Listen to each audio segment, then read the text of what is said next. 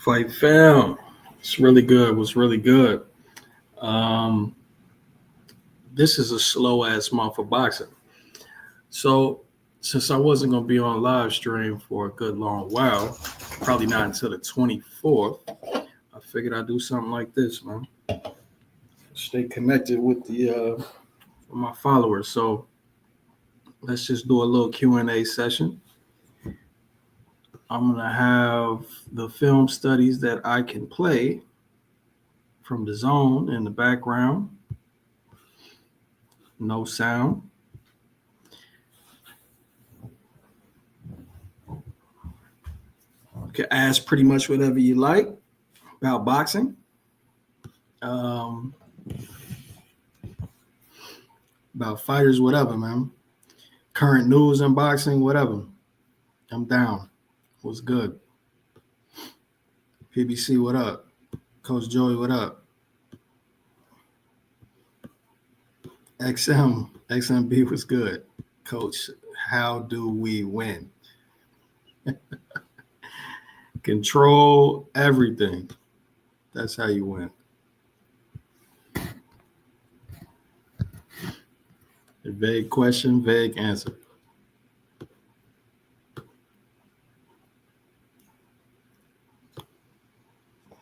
Gabe Goku was good. G-Bags. Hi, Gems. What adjustments does Bivol need to make to be successful in the rematch against Beterbiev? Bivol can, while he was trying to act like Sugar Ray Leonard, he forgot that Sugar Ray Leonard clinched Marvin Hagler over and over and over and over again. So if he would have added a clinch to his game that night, then he would have won the fight. Because what it does is it stops Beterbiev. It would have stopped Beterbiev from punching. So you wouldn't have those long ass lapses in time where Beterbiev's just chasing him, throwing punches, and Bivol's just up in that high guard and moving around the ring. A judge not gonna give you them rounds, man. Tell me, James, if Bivol would have had a clinch game, would you have still said that was a 50-50 fight? Nah. But I'm saying is since he wants to reference, I mean, that's exactly what he referenced, right? Sugar Ray Leonard and Marvin Hagler. Like, bro, I mean, you missed a big part of that. Mm-hmm. I mean, ironically, though, like Sugar Ray Leonard and Marvin Hagler, that was a razor sharp and close fight, even with clinches. Facts. So. Facts. Yeah. Rating was good. Can you explain the different slots? Damn, I wish I uploaded that picture. Hold on. Let me see if I can. Shit, Jens, would you study a fight if the success that came from that fight resulted in a split decision victory? Would I study a fight of what? So would you let's say if you were a fighter, right? Would you utilize or execute a game plan that resulted in a split decision victory in a fight that was considered 50-50?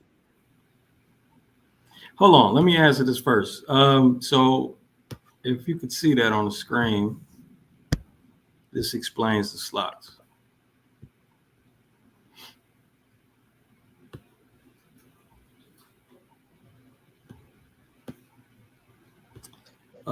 A slot is just center line. You duck over your center line. It's still the A slot. It's just low. B slot is pretty much where your head needs to be after you throw. Say if you throw a cross, you're in the B slot to the left. If it's triple G, you throw a hook, you're in the B slot to the right. If it's triple G.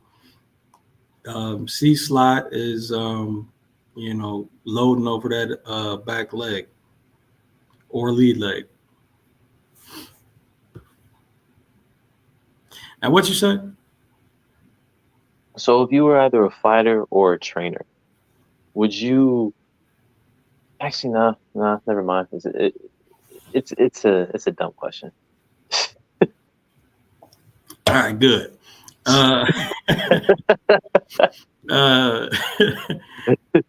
Coach Malachi Williams, what up, bro? Shout out True Media Podcast, man. If you're not subscribed, that's an entertaining dude over there, man. Go subscribe. But how do you see the Opetaya versus Zurdo Ramirez fight playing out if they fight? I'd have to do some film study. See, the thing about Zurdo that we've been talking about for a long time on this channel. He fights like a bitch. No, I'm just kidding. Around that. If you're very physical with him, then he folds. Opetaya isn't quite that physical when he fights. You know what I'm saying? He's more of a mid-range to outside. Let me land my left hand, my cross. Let me land these hooks on you type shit. So, but when it comes to that, man, Zurdo's skillful. Zurdo's skillful from mid-range to outside for sure. Just don't like that pressure. So yeah, I mean, I really had to do some film study on that. But in my mind, that shit is probably 50-50. Really? Interesting. Yeah. Nah, Zurdo got some skills, man. And whenever you got somebody like Opetaya that's, heavily relying on, southpaw angles, going against another southpaw that uses angles, I don't know, man. Could get interesting. I feel you, but I mean, like similar to Bivol, what I also feel is if Opetaya may have over Zurdo, it's just foot and hand speed, man. I just think with those angles, you get what I'm saying? Yeah, and I can't say Zurdo is cracking like that at cruiserweight. Yeah, has he gotten a stoppage, or has it just been straight decisions? I don't remember no stoppage, but now you tell me.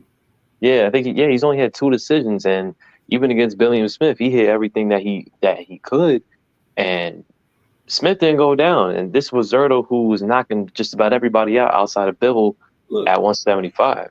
How do you feel about Opetaya's punch arsenal, though? I mean, shit. I understand why you're asking me, considering I study the man, but his punch arsenal is good when he's a counter puncher.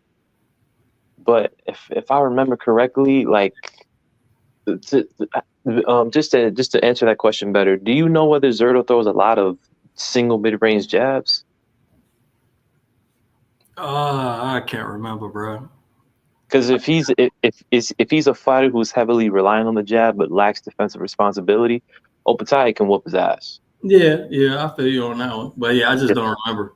That's why I was saying I gotta do some film study on that one. Because XMB, yeah. Clinching Beterbiev could have been easier said than done. Facts. However, it would have killed some momentum. Right. It would have killed his punches at least for a second. Here's the thing. What do you think it's the question at this point. There's a lot of people out there that said Beterbiev didn't land a lot of punches, but he threw a lot. You're not going to win punches simply trying to break clinches if Bivol is landing all the shots. So even if Beterbiev is resisting the clinches, he's not particularly throwing, or at the very least, he's not throwing nearly as much as he would be as he was in the first fight. G-Bags, what chances does Dubois have to make, or what changes does Dubois have to make to beat Usyk in a potential rematch? Aim 1 inch higher. Oh, God. Shayan was good. I mean, Complete Control's video on Patreon was amazing. Loving the lot content. Yeah, man. It was on YouTube for a minute, but I took a lot of the videos down that I'm just feeding Top Rank on, and not seeing no dividends myself. Yeah, man, these videos cost money to make, man. That was the point of the Patreon channel, bro. They kept blocking and demonetizing videos, So, you know what I mean? They cost me money to make, so I got to have some type of return. And I'm still pissed at how they fucking demonetized NOA Fulton. That shit was making bank at one point. Dorian, what up? Voids, what up? Do you think it's better to catch and shoot or slip and counter? Both coming with their own risk. Yeah, it's not. There's no better or worse. It's situational. Situational. Oh, James, I have a question. Hold on. My bad. I would rather. So, all right. If we're talking about ranges, I definitely say it's better to block and shoot mid range to inside than it is to obviously slip and counter, and it's better to slip and counter mid range to outside. But what is better flat out is situation. Go ahead, Joey. I know we've talked about this before, but the more this man keeps showing out, the more it's becoming questionable. Who do you like? What do you think from looking at both Shakur and Keyshawn's skill set? What do you think Shakur genuinely does better than Keyshawn? I think Shakur might control distance better than anybody. I mean, maybe, but at the same time, it's like, does Keyshawn really have it? Like, does he really have any issues with controlling distance, or stuff like have any different problems that Shakur doesn't already possess? No, he doesn't have issue with controlling distance, but bruh, I mean, think about our criticism on Shakur, bro. He doesn't slip counter. He doesn't slip then fire back. So somebody that don't slip counter, you still can't hit, bro. You know what I'm saying? Like he stays just out of range enough to not need it. True. You know what I'm saying? So I mean, I think from what he doesn't do, like we can say what he does do great. You feel me? Yeah, nah, for sure. It's just because I feel like outside of they perhaps like you said, controlling distance, everything else, those two are more or less relative on for what they both can do. Like even their control games at this point, I think are yeah. Keyshawn really caught up on that.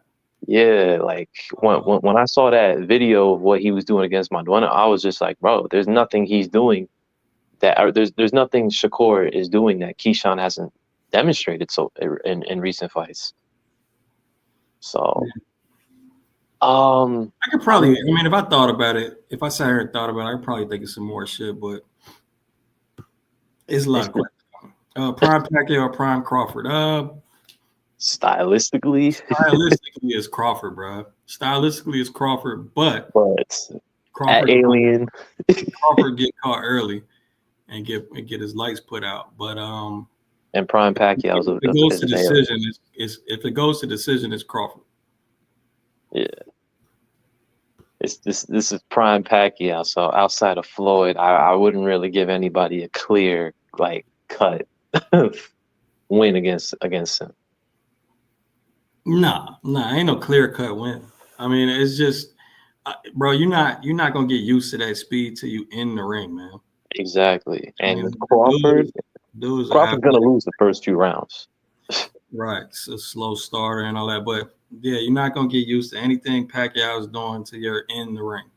And you know, and Crawford is known to get hit early, and then you know what I'm saying, make his reads and beat your ass late, or beat your ass to the middle rounds to, you know what I mean, late rounds. So stylistically, yeah, it's Crawford, but he could definitely get caught. Crawford might have some Gamboa problems in that fight, if you know what I mean. Like at least I feel like the first few rounds would probably look like the first few rounds of that fight, where he just having issues with the timing and speed of him. On top of that, he's just a smaller target. And, I don't really think that was prime Crawford either, though. Really? Nah, man. I don't think his IQ was. So the pinnacle is athleticism and IQ didn't happen yet. That's what I call prime. So you would say 140 Crawford is prime Crawford then? Probably. Yeah. Jeff Horn, Crawford. I mean, that was practically the. I mean, that was literally the very beginning of welterweight, and then after that, Why do you think judges don't score 10-10 rounds? They're instructed not to. yeah, That's just a fact. literally, like this isn't just at the professional level; it's at amateurs too, guys. Amazing pick, one glance and you get it. Hey, cool. Glad I could. I mean, that's kind of what we do, right? Just simplify a lot of shit and explain it in a way that you can understand it. Yep. Would you ever do a dedicated edited film study from Mike McCallum? I'm doing one right now, as a matter of fact. That'll be coming out shortly. That's funny. I don't know how you guessed that shit. Wait, I did announce it. I'm literally doing one right now. Shit, man. I'm taking this day off and then I'm getting right back to it. The next one. This guy. What you mean, this guy? I just finished today. Anyway, thank you for turning my attention to James Toney. Curious what's your background in regards to boxing and how did you get to know Tim Bradley? Much respect. So, I've said this countless times. Never fought in competition. Never planned to. Trained.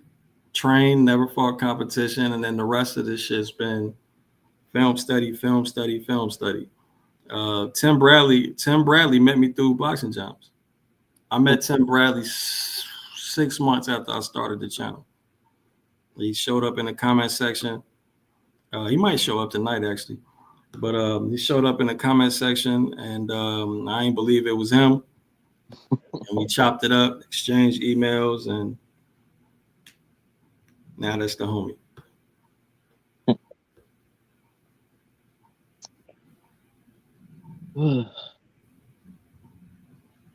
Are there any heavyweights in this era that can cut the ring off? Oh, shit. All right, these types of questions. Cut the ring. Oh, Usyk for sure. That was easy. So that long guard that Fury was using, especially in the first fight, right? So all you really got to do to neutralize it. Oh, there you go. Hi, what's up with it, Jim? What up, bro? Oh man, I just got done with the state of boxing right now, man. I'm just chiming on, bro. What's good? I'm about to put you in a solo. What's good? Oh, everything is all good, man. Just got done, man. Just asked some questions and stuff like that. Who's my fighter of the year last year, 2024, fight of the year, so on and so forth. So I answered those questions. But my fighter of the year, can anybody guess? Fighter of the year. What do you think it is? Oh, Usyk? Nope. Dubois. Dubois is my fighter of the year. And the reason why is he was a 3-1 underdog against who is the 3-1 against what's that boy Herkovich, 3-1 underdog against Herkovich, knocked him out. Then he was a 5-1 underdog against Joshua, knocked him out. You know. Yeah, that's a great year. Yeah, that's a hell of a year. I didn't realize that Ergovic fight was in 2024. Yeah. So, but you know, Usyk was not too far off. You know, I know Usyk gonna get it because it's the heavyweight undisputed championship he fought for. So, I mean, that makes sense. And then the fighter he was facing also, so that makes sense as well. But I'm just saying, my fighter of the year is Dubois, and it's based on what Dubois went through early in his career as well, man. He suffered an L, stopped, had the eye injury. Everybody, including myself, called him a quitter back then. And he was able to rebound mentally from that. So, I mean, damn, that shows major growth. That shows major growth with his trainer. Being a trainer, not only do you have to train X and O's, but you also got to be a psychologist. Obviously, I think his trainer name is John Charles. He did a great job with him. Much respect to him. I think he should be trainer of the year, if not Usyk's trainer. But yeah, man, that's my fighter of the year for 2024. I can't really argue with that. That's a hell of a year. So hell yeah. So especially being an underdog in both fights. exactly, and a major underdog, 3-1, 5-1 underdog. Yeah, Everybody thought he was gonna get knocked out, clear underdog. Yeah, and then he go in there and he sleep him. Come on, bro. Yeah, yeah, that's it's a fact. that's the real fighter of the year to me. But anyways, Yep. go ahead, man. Do your Oh, no. thing, man. I just want to say what's up.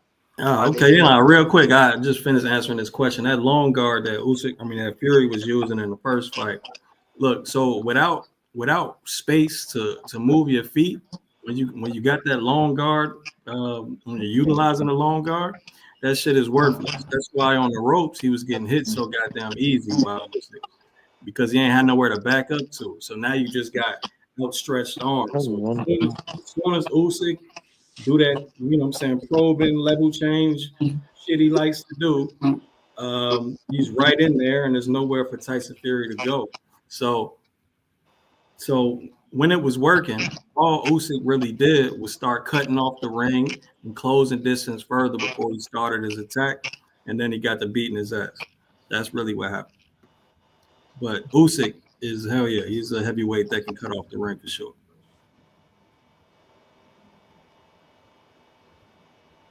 Anyway, comes down. Okay, y'all answering questions in the comments.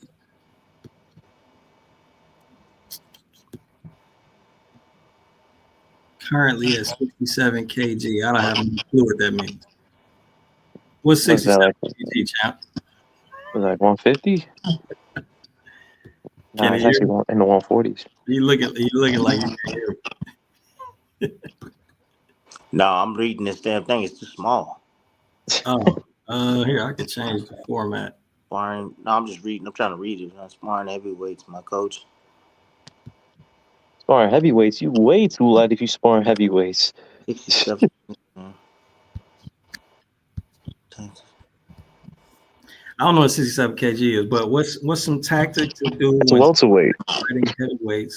My coach had me in the Shark Tank for 10 rounds against heavyweights, 140 pounds. Used angles, kept trying to turning them. So wait, he's 140 sparring heavyweights, bro. What ain't nothing you can do. that shit is unfair, bro. That's stupid. That's dumb. Why? But yeah, the question I would have for my coach is why? Yeah, why would you? Why? Spar heavyweight? What is that for? You know what I mean? Like, you're gonna have to ask your coach about that. Yeah, that's the first thing. But I mean, if you got somebody that outweighs you and that has more punching power to you, what the fuck do you think you do? You move the hell out of the way. You gotta move. Don't stand still. You hit and you move. You hit and you move. That's what you do. Mm-hmm. Find your damn exits. Mm-hmm. So that's it. All right. I don't want to block Tim. Nah, you can block me, man. If you got that's fine, bro. I'm good. I'm gonna jump off the camera. Oh, all right. Yeah. James, what do you attribute to the overall decline of boxing skills? Man, we talked about this a minute ago. I think for one, the media for sure, including Tim Bradley. Hey, keep it a buck. Nah, hey, I'm be all the way real, G. But look, so after Devin Haney versus George Kambosos, people in the media, especially Tim Bradley, was like, you know what I'm saying? Devin Haney's a born fighter.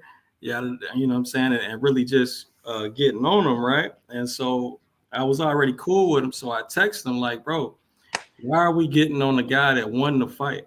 Why would it be up to him to change what he's doing if he's winning the fight? Wouldn't it be on the loser to, you know what I'm saying, make his adjustments and change his tactics to make this an actual fight that he could win?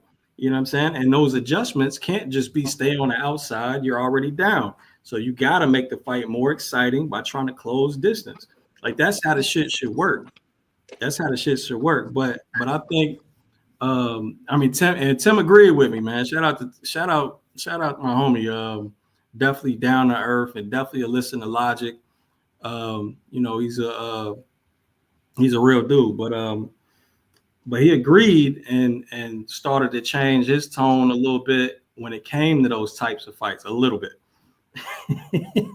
Am I right or wrong, Tim? No, you're absolutely right. Yeah. I mean, it makes total sense. And if you speak to me with logic, and I understand. I mean, you know, I don't know everything in the sport, and you know, I like to have, you know, someone that's been watching it, and that someone that I actually agree with a lot of the times with his opinion. You know, yeah. I mean, yeah, it makes major sense. However, you guys got to understand that we are in the entertainment business. Yeah. So, all right, I didn't finish the point, but you're about to do it. Go ahead. Yeah, we are in the entertainment business, and there's a fine line between being okay, follow your game plan and win the fight, and you know, and actually performing and actually putting on a show. There's a fine line between that, and that's the reason why there was one point I got on Shakur Stevenson about that. You know, I got on Haney about that. I get on all these guys because I'm trying to give them game. I'm in the background in the meetings talking to all the executives. I'm speaking to them about you. And they're saying, well, is he good, Tim? Is he good? What do you think? You know what I mean? And they're seeing a different thing because they're saying, well, he doesn't really sell. You know, his ratings aren't that great. You know, I don't care how good he is, but he's not entertaining, Tim. You know, like the guy doesn't fight. So Shakur Stevenson, let's just say his ratings were high. However, a lot of people complained about the way he fought. All right. I mean, there's a lot of other things that go into TV, believe it or not. The time when you come on, what do you come afterwards? You know, what comes before you, all of this stuff. You know what I mean? So it's easy ways of getting high ratings. However, you know, Shakur wasn't putting on spectacular performances. They were dull, and the people cried out about it. So that's the thing, man. It's what you want to do. I get the style of boxing and don't get hit, and don't get hit. However, at the same time, you gotta at least be entertaining in spots. Exactly. Damn, in spots. All right. So that's putting it mildly what he just did, what Tim just did. So what does that actually do though to the versatility of styles and the versatility of skill sets? Wouldn't that over time cause somebody to stay in that equal exchange, to stay in that 50-50, you know what I'm saying, equal positioning? You know what I mean? Like what does that really do? If they can't get paid, they can't get featured on TV for using all of their boxing skills and just the exciting shit. Oh, you can do no, Jims, don't you can do whatever you want, Jims. You can box and make it boring and whatever. You still gonna get paid, but you're not gonna get paid like you expect to get paid. Exactly, but no, that's my point. That's just what it is, you know. And don't get upset. Nowadays, you come to a point where ain't nobody trying to fight you. Yeah, that happens. You know, when you become off limits, with nobody want to fight you. I mean, I think a guy that might go along that way right now off the top is Richardson Hitchens. He's you know, he's a boxer type. Hit, don't get hit, likes to keep his distance. I mean, he's a clever boxer. However, you know, he's not fun to watch. You know, super pure boxer. You know, he's not fun to watch. But he's going to be a guy that's off limits. They're going to say, well, why would I fight that guy for that amount of money? Because he's not entertaining, you know, at all. And why would I fight him and take that chance? He's just going to run away from me. No, I'm not gonna fight him. So a lot of fighters make that choice of not doing that. I mean, why do you think Tank won't fight Shakur? Yeah. Why? Because he's just like, no, I'm not going to fight him because he's going to run all night and I'm going to have to chase him down. And the fight's going to be boring. That's his excuse. Yeah, facts. But that point stands though. You know what I'm saying? Like you're incentivized. You're incentivized to drop the rest of that shit and, you know, go in and throw blows, right? Yeah, absolutely. I mean, because this is the entertainment business, man. Like, right. Yeah, I get it. But that's partly, so the decline of boxing skills though is partly to blame on that entertainment. I mean, To your point, I mean, as you mentioned earlier, you were heavily critical on Shakur, or critical, I should say, on Shakur regarding the Nakatila performance. And at least according to the man himself, he said he heard what you said, and as a result, in his next fight against Jamel Herring, decided to fight. Mind you, still an intelligent fight, but it was clearly more offensive than he was in the Nakatila fight, where he was more of a boxer. Just to Absolutely. Yeah, yeah, so. that look. So the thing that's crazy to me though is if you go back in the day to the more golden eras of boxing, bro, you saw motherfuckers boxing all the time, Duran Leonard too. bro. Everybody, fam. That's just Everybody. that's just a huge fight that had a style that today's boxing fans would despise. Of Bro, course. bro, Leonard Hagler. But I Leonard Hagler, think bro, that, you but kidding? but I think it has a lot to do. To be honest with you, I think it has a lot to do with social media. Just the way the generation is now. Everybody is just short. I mean, shit. They can watch a 3-minute video and then they on to the next. That it can also be the fact that we have MMA now. It's a different combat sport, but they got smaller gloves. The technique ain't all that great, but they produce knockouts, and it's exciting to see. So that has an effect on it as well. It can be the damn coaches. A lot of the old coaches have passed on. Yeah, that They was that passed on was the that was information. my next point about that. But go ahead. No. Go No, no, ahead. no, you got it. Go ahead. No, I'm just saying. It's the coaches. I mean, I see a lot of towel holders. I don't see real teachers in the game anymore. That's sitting down and again, I keep elaborating that coaching is just not X and O's, man. It has a lot to do with more than that. You're producing a character. And the stronger the fighter's character, the more the better he's going to be as a fighter. One, and if you have the skills to be able to teach him and if he's receptive to it as well and help him mentally and help his family and financially, it's all kind of avenues that coaches have to do, man. They got to put on certain hats to make sure that the fighter is his absolute best, man. So I think it has a lot to do with that too, man. It's just different era, different generation of kids and people, and people just have short temperaments now, man. Just very short. Mm-hmm. All right, that was yeah. It took a long time to answer that. Best counter punches to study. I don't know if you're talking about today's era or all time, but I don't do these lists. So, The best counterpunchers to study? but yeah, I mean, obviously Crawford, Canelo, uh, Floyd, Floyd. I mean, Marquez, you looking for Marquez. like even if you're looking for like a split entry, you got Pacquiao. I mean, if we're going back to the 80s, you got Benitez, you got Leonard. Uh, I mean, it depends on what era you want to. 140 Tim Bradley. I knew Look he at was my gonna say it. 140 Tim Bradley. Man, 140 y'all better Tim go and Bradley watch had a that Lamont Peterson fight, man. yeah, Go watch that 140 fight. Tim Bradley had a mean slip counter. Fact. Honestly, look, I'll say it, man. Like at least in terms I of counter. never missed Tim in my. I still, bro. I said I was gonna do a video on Tim years ago, Yeah. but I always told him, man, I want him to do it with me. But it is what it is. Go ahead, Joey. At least in terms of counterpunching, in regards to that first fight, I think Tim Bradley did his thing against Pacquiao. Like, look, it's like Tim said. Bro, let's not start a debate on the channel. Nah. This isn't. Nah, I'm not talking about that. It's just look.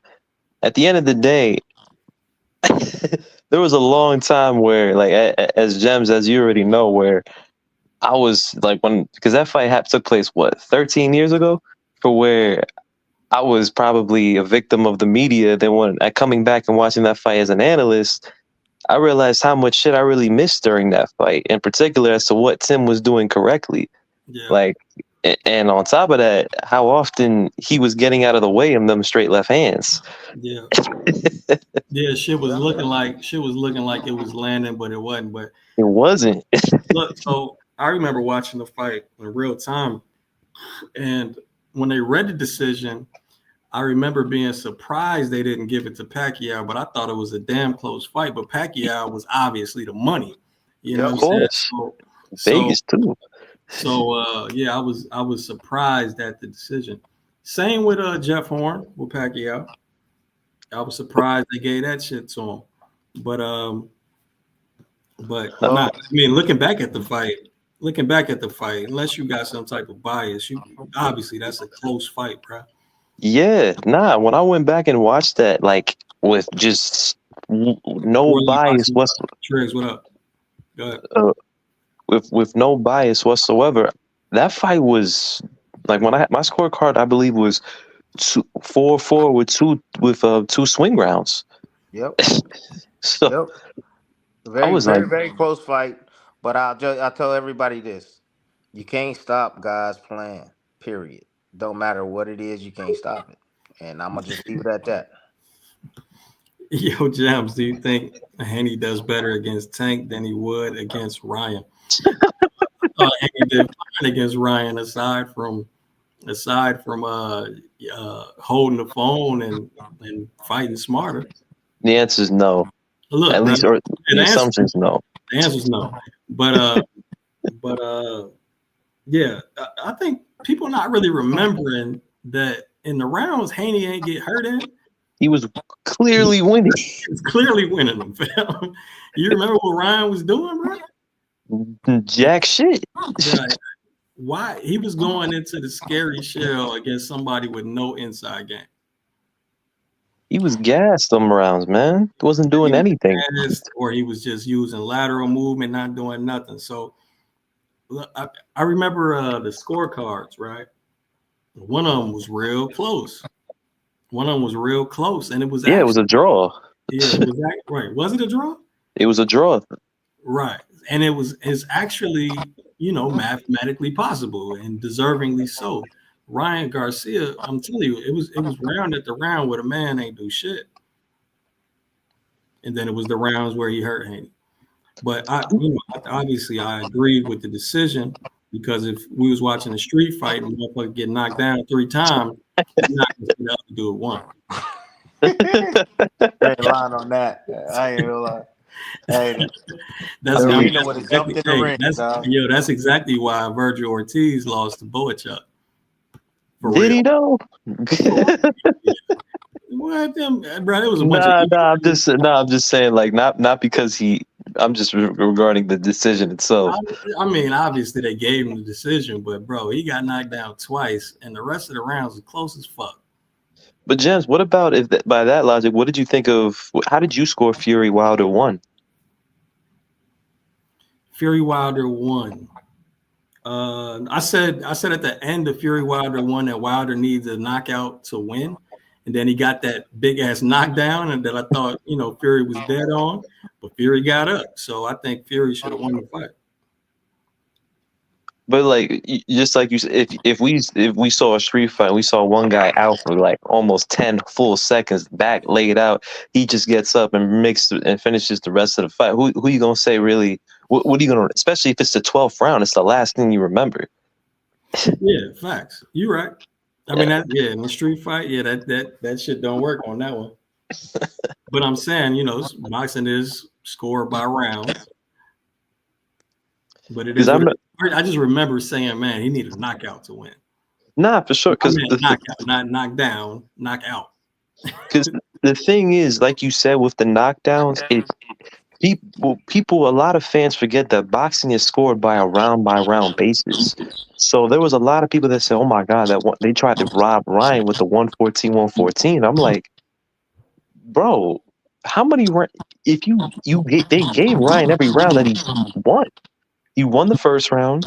He won, I believe, the 3 rounds he got knockdowns in, and maybe he won an extra. And people forget he also got a point deducted. You do all that math correctly, that probably is close to, if not a draw. So, yeah, one of the. Okay, so on Wilder Fury 1, one judge had Fury, one judge had a draw. Somehow, one judge had Wilder up 115, 111. I'm getting crazy static from your mic, champ. There you go. Appreciate it. Yeah. That that example works till it doesn't. That is a good example of where that shit don't really work. Exactly. To me, man, Because Fury. Wilder lost that fight, man. Yeah, Fury was easily winning rounds, bro. Like, Hey, did y'all already talk about Crawford Canelo? Did y'all talk about that already? Because I nah, want to. nobody asked the question. All right, well, I'm No, asking the damn question. oh, it's in the comment section, James. You just haven't gotten to it. They asked Tim Bradley directly. Oh, all right. Well, I can't skip up. No, All right, go ahead, Tom.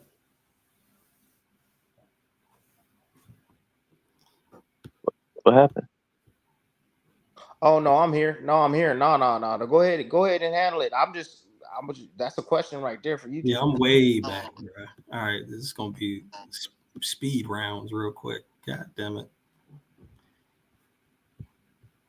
Damn, you are way back. Shit. Yeah. Where the fuck was I at? It's like 100 questions.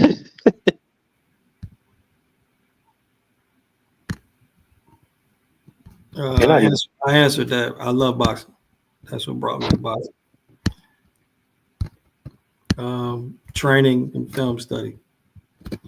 Hi, James. Is it true that Kurt Scobie is vegan? Yup. Boxing Gems, do you agree that David Benavidez boxing stance is as squared as SpongeBob? Nope. No, it's not his stance. I mean, he'll go into a squared stance on the inside, which is correct, or which can be correct. If the problem is, squaring up mid-range to outside, found like that puts you in a bad position. But he's been able to get away with it. Slip and counter look better to the judges, I think. It looks more obvious for sure. Some of them block and shoots, be on the inside or mid-range, and some fighters are good enough to smother your work even when you land, like a Floyd Mayweather. He got hit a lot of times on the inside, and you never really saw it until you go back and slow it down or whatever. James, do you agree that David Benavidez makes air brake noises when he moves? Yep. Joey asked this question 4 times. Which division currently do you think has the most skilled fighters right now? 140 got the most smoke. The most skilled though? I say 35, James, personally. 135 got the most skilled fighters? If Keyshawn wins on February, you got at least 3 out of the 4 champions that are complete fighters. I'm gonna say 140, bro. I'm telling you, like, all of them dudes could box, man. Like, you right, but how many of those fighters? Damn near 20. But how many of those fighters would you label as complete? Like, if we remember when we made a most skilled list, the 3 fighters at 135 were like in our top 10. Yeah, but the most skilled fighters, I don't think he's saying like the division that has, the most skilled fighters in the sport. I think he's saying like the most, like a large number. Oh, okay, then yeah, it's 140. Yeah. It's either 40 or 54. It's one or the other. Yeah. I say 140. 154 is some more motherfuckers join that division. That shit gonna be catching up quick.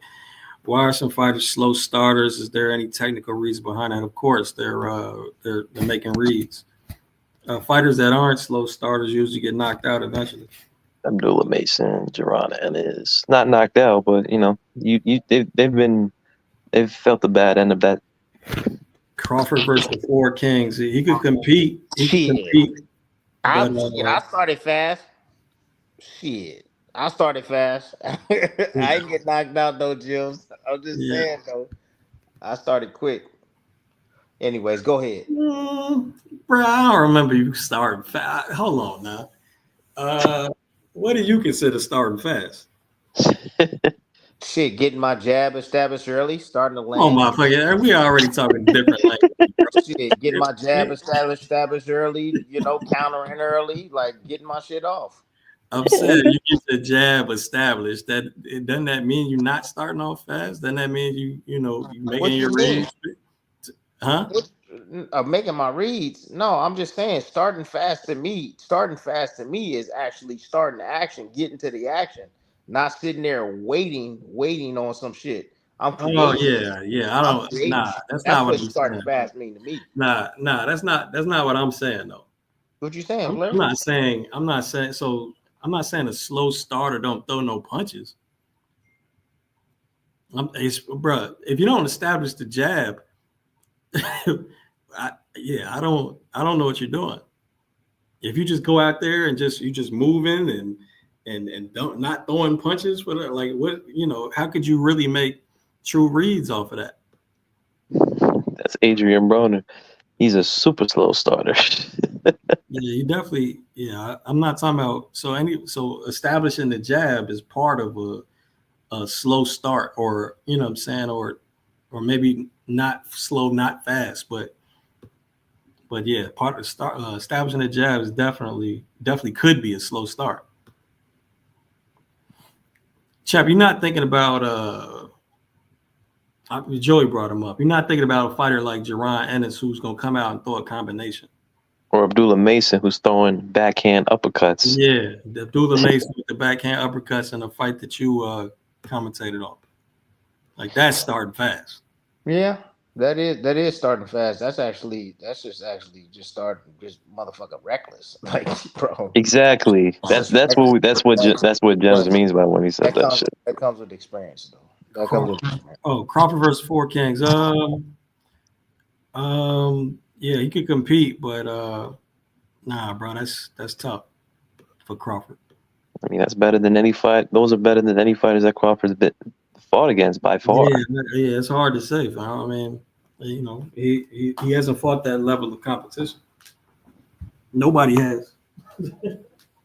Canelo has. What? Canelo fought a one fighter on that level. We all know who that is. Oh, I mean, I guess, bro. I'm talking about in the era, man. Floyd is retired. Well, when he fought him, not now. Man, Crawford overrated. Well, it depends on how you rate him. Is he your number one all-time great? Then yeah, he's overrated. I think the consensus is that he's not. So I would. It's hard to say is that he's overrated. I think start of what's all right. Trigg speaking in code.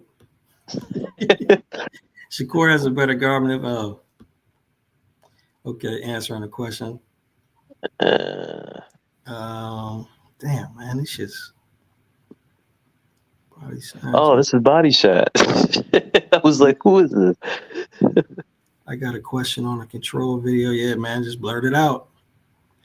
I don't know, Body Shot. I think at this point, Shakur and Keyshawn's inside game and control game altogether is very relative, man. We did that. We did this on Patreon. I got Tim, unless Sean could draw him into a firefight, which Tim did get into from time to time. But That's a good ass fight. Stay disciplined, and he'll get the win. I got Porter. He got a bigger head than me. I don't know why got a bigger head than you, Fab. That is definitely. We'll fucking get in there and battle ram each other, bro. I'm gonna say y'all probably headbutting like a motherfucker. I ain't gonna lie, dog. I ain't gonna lie. That dude, he got a football head too, man. I've been next to Porter. That's what I'm saying. Some people be scoring damage, man. You couldn't even see damage on that black ass head. Hey, not at all. I kept that chin tucked and leaned forward. That's the damn show. Shit, move my head out of the way. Shit, turn my head to the side and on the inside, you gonna run into that motherfucking head.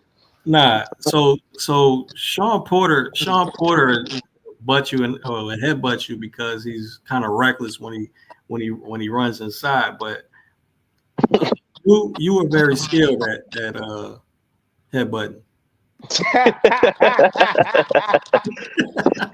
Come on, man. I was just like Katie, man. I was just like Katie Taylor, man. I would fall in.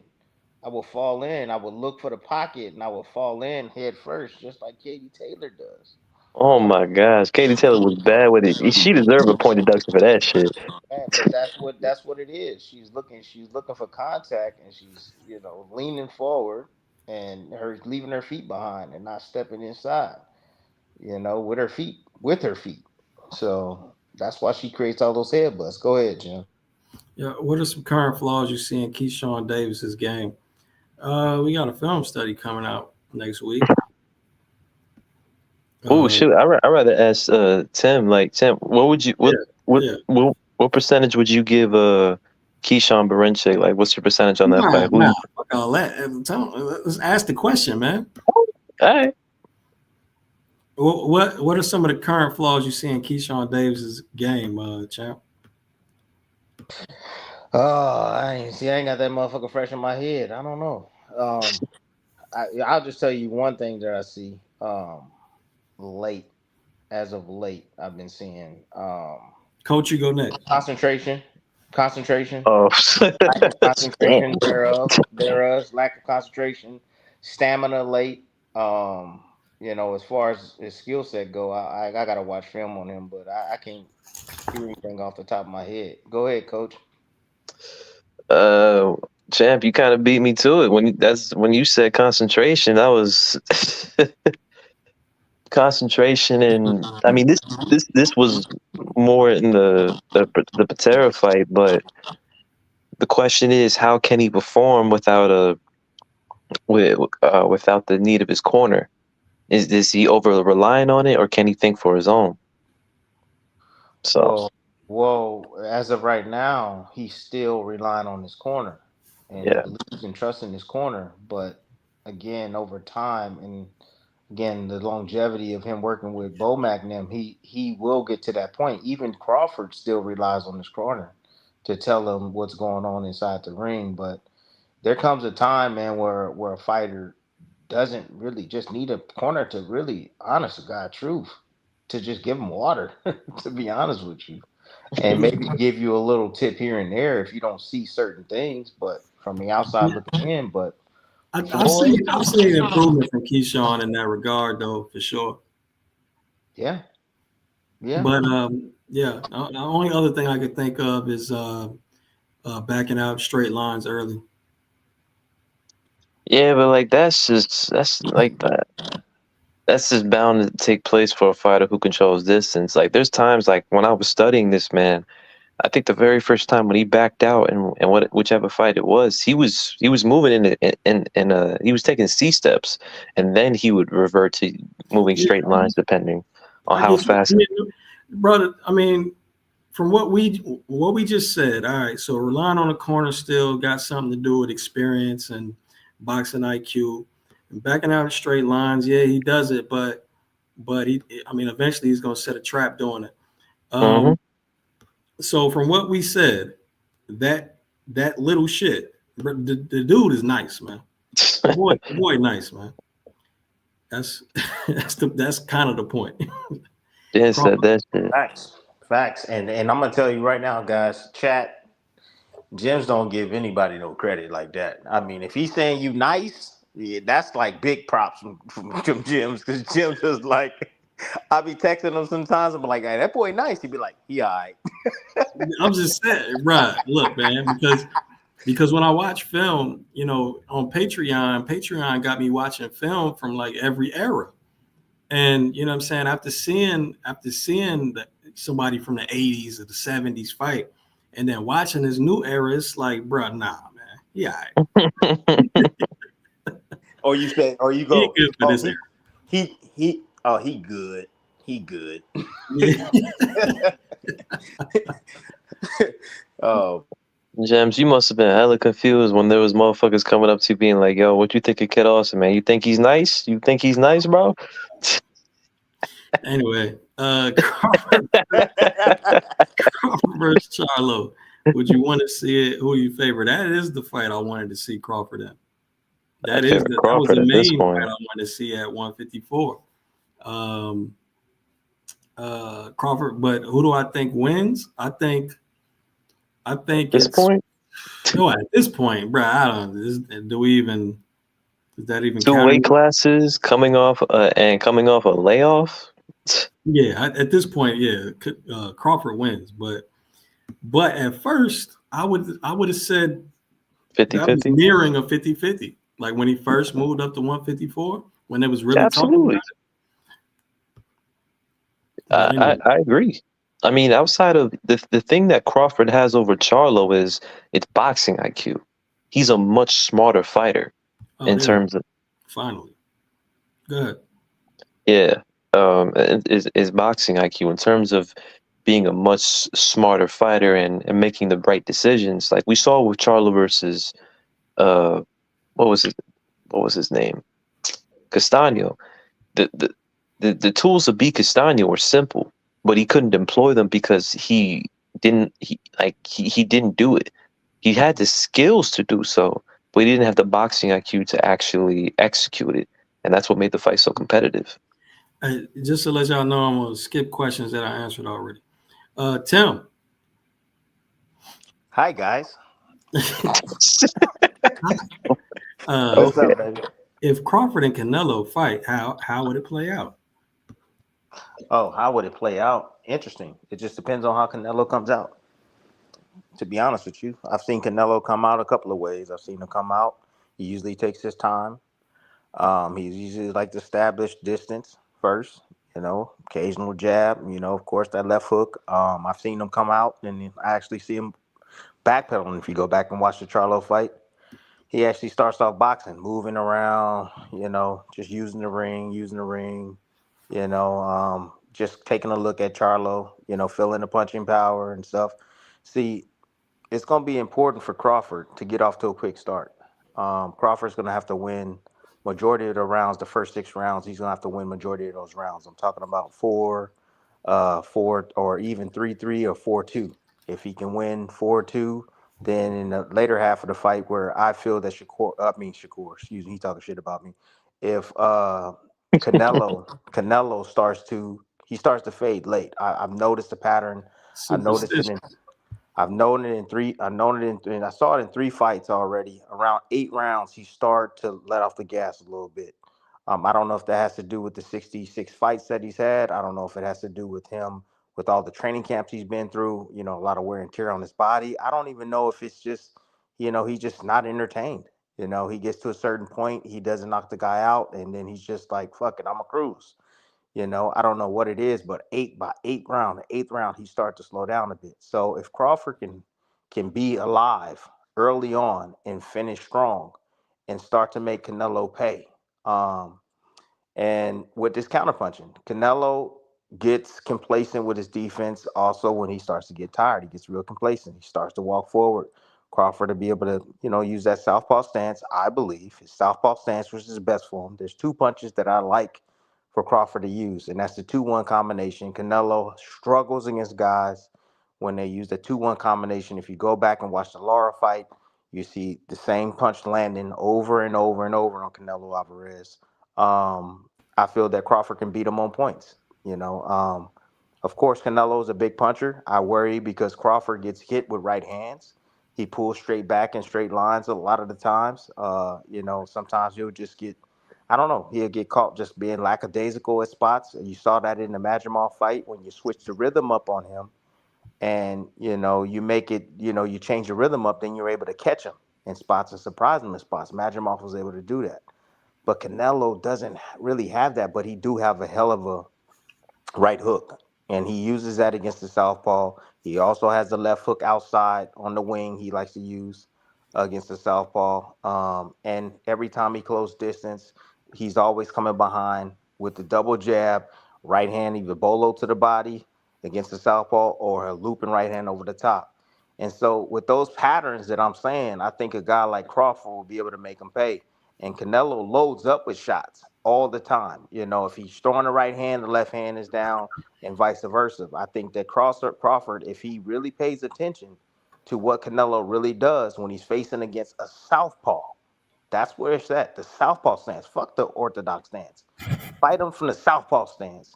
He's gonna be able to see holes. I see a check hook working for him. I see the straight left hand working for him. The 2-1 combination working for him. I see occasional body shots downstairs working for Crawford. If he picks low, picks high, and go down low, I see opportunities there. As far as Canelo's guard goes, let me give you that. He uses the high guard. Yes, he uses the trap. He uses the pull off of it and slip counters as well. I think that Crawford having the longer arms, he's able to maintain his distance, flick a shot out there, get a reaction from Canelo, step out of range, but never stand in that mid range. Not for 1 second with this dude, man. He can't. He cannot stand mid range. But just moving side to side, popping him with the jab, popping him with the straight left hand. Just finding his spots, man. He's able to penetrate through that guard or come around that guard with offense. And I think Crawford is the smartest man to be able to do that. As far as being in the fight, and if he has to stay at mid-range, I see that Crawford has to close the distance on Canelo. Many think that he shouldn't because Canelo's so strong and he's right in his fucking wheelhouse. But when you get real close to Canelo, he's not really offensive-minded. I think Crawford can control him with that wrestling background that he has. He'll be able to smother him. He'll be able to move him left, move him right. He'll be able to have a little bit more control than what Canelo is used to, right? And he can work. He can work on the inside. He can push him off. He can turn the angle and then pop, pop, pop, and work his combinations on the inside and take advantage of Canelo being flat-footed, one, and occasionally squared up, and two, bringing his hips forward. When you bring your hips forward in that high guard, like Canelo always do, you're stuck in the mud, man.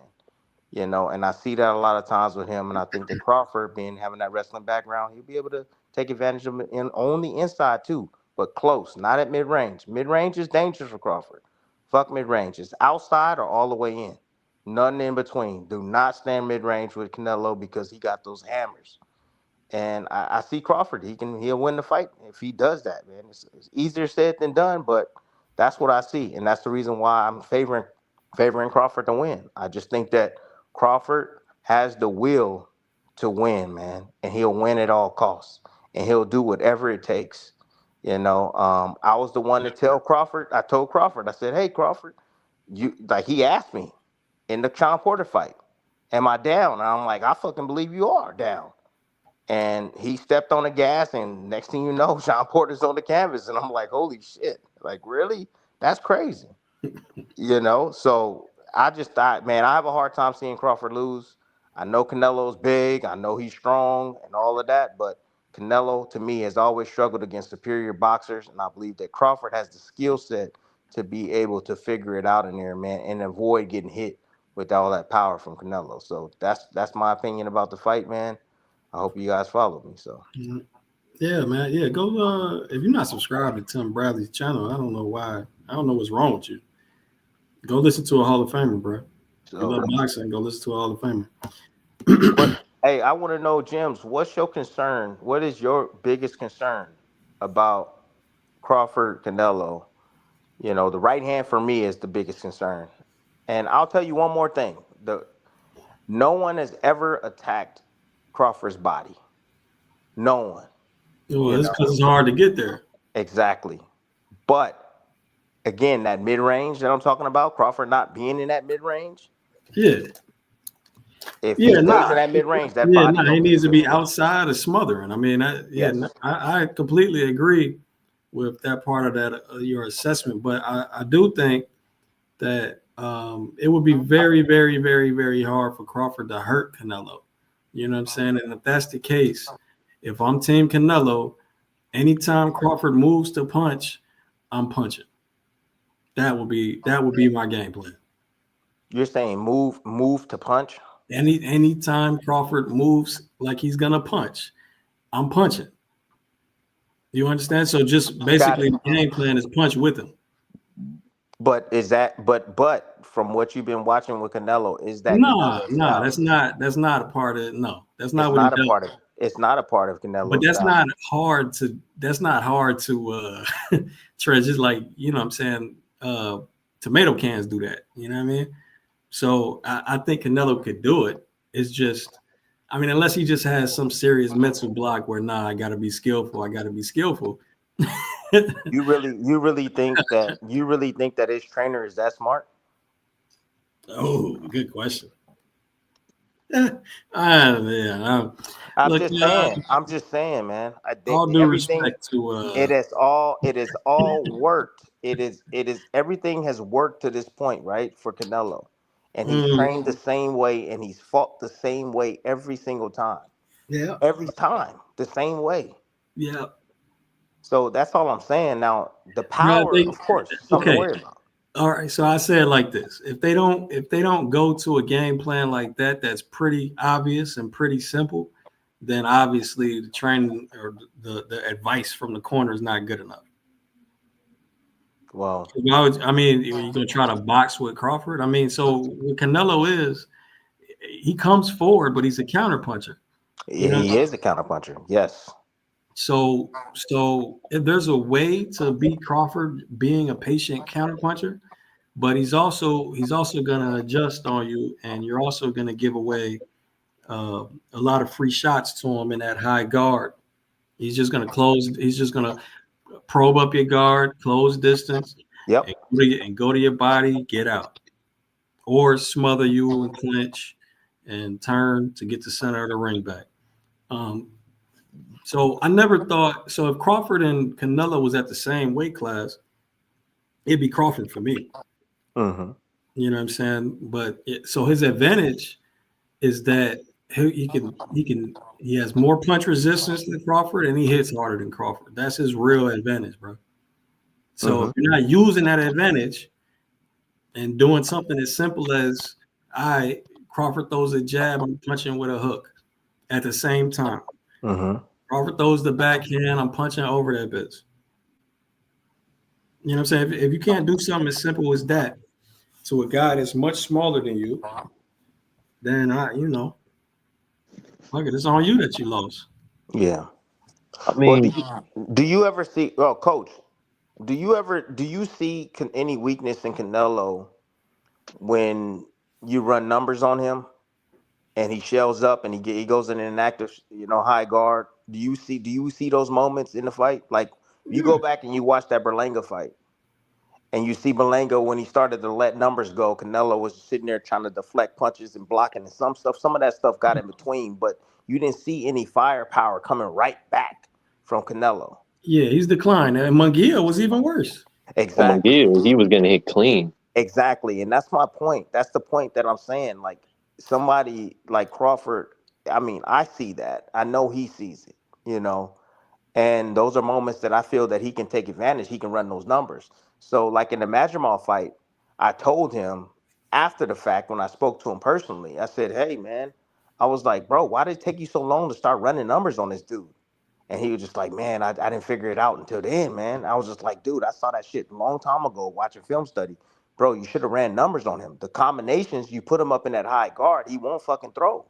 He won't throw." But I said, "But when you sit there and you're trying to time his bounce," I said, "He surprised you." He's like, "Yeah." And I said, "You never got in the rhythm either, man. You never changed up. You were standing still with your head right there on the fucking A slot. You should have got your head movement, and got your arms moving and being tricky in there. Do the same shit he doing to you." And he was like, "Yeah, you right, you right." Anyways, I asked Yeah. Crawford, this is what I really want to talk about. I asked Crawford, I said, "Hey, how do you know you can deal with that power? How do you know you can do it?" He was just like, "Tim, I spar heavyweights in the gym." He was like, "I hurt them. I hurt them, Tim, heavyweights. I know they're not Canelo Alvarez, but I'm just saying they're big, strong guys that he spars." I said, "Okay, all right." And he was just like, "I'm physically strong, Tim. I'm telling you, I'm physically strong." And I go back and I watch the videos of him lifting 465 pounds, and I get it. It's weights. But what I'm saying is that he told me the weight won't be an issue. And I asked him, I said, "Well, would you come in at 168?" He said, "Absolutely not. I wouldn't come in at 168." And I was just like, "Well, okay. You won't come in at 168?" I said, That's smart. Because he was like, "Look, I walk around at 175, 180, Tim." And I didn't know that. He was like, "I'm big, naturally big, 170." I was like, "Yeah, but how do you feel when you training?" And he said, "I feel great when I'm training at that weight." I said, "Well, have you ever sparred at that weight?" He was like, "I spar all the time." I'm always going rounds with everybody at that weight, and I have no problem with my movement. And I was just like, okay, all right. I was like, all right, man, bet. I Um, trust you. I believe you. well, yeah, that's. I mean, all right. I mean, that's definitely inside info. So I mean, So, only Tim Bradley would know. yeah.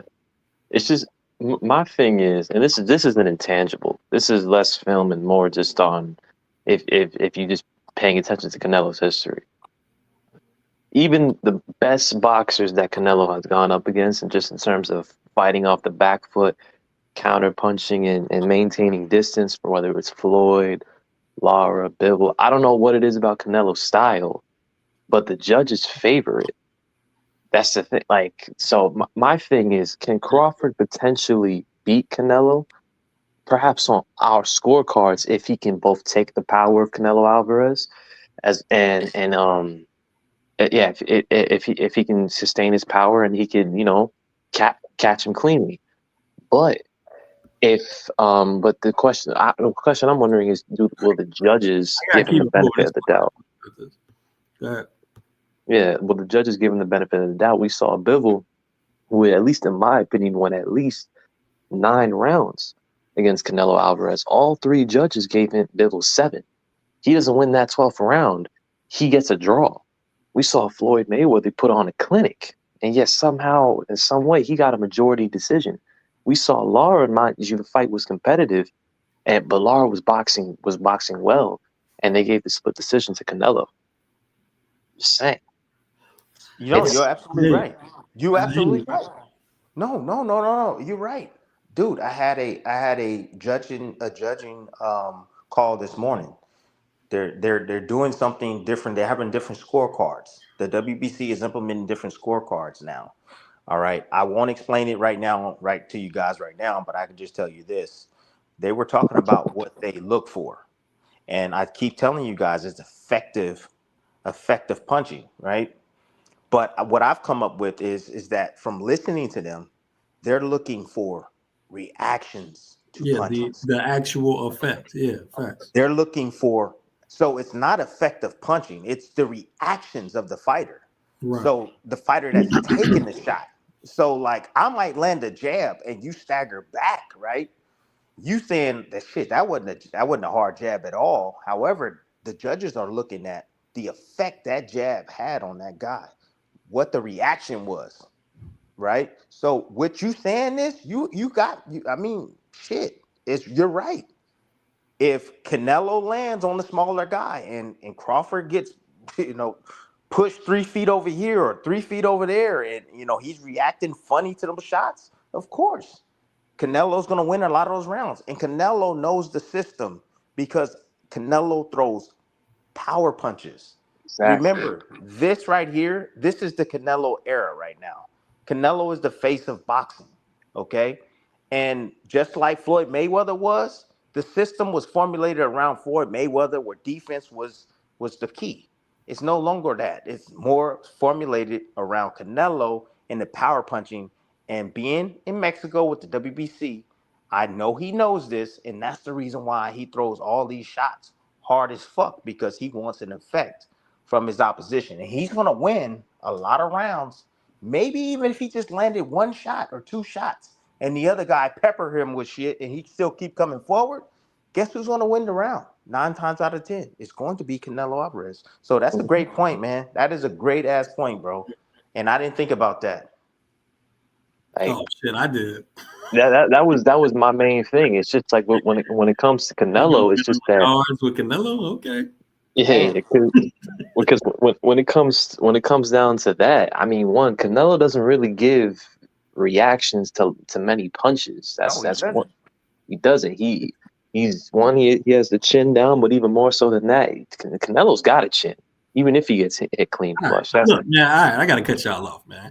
How do you see Benavidez versus Morrell going?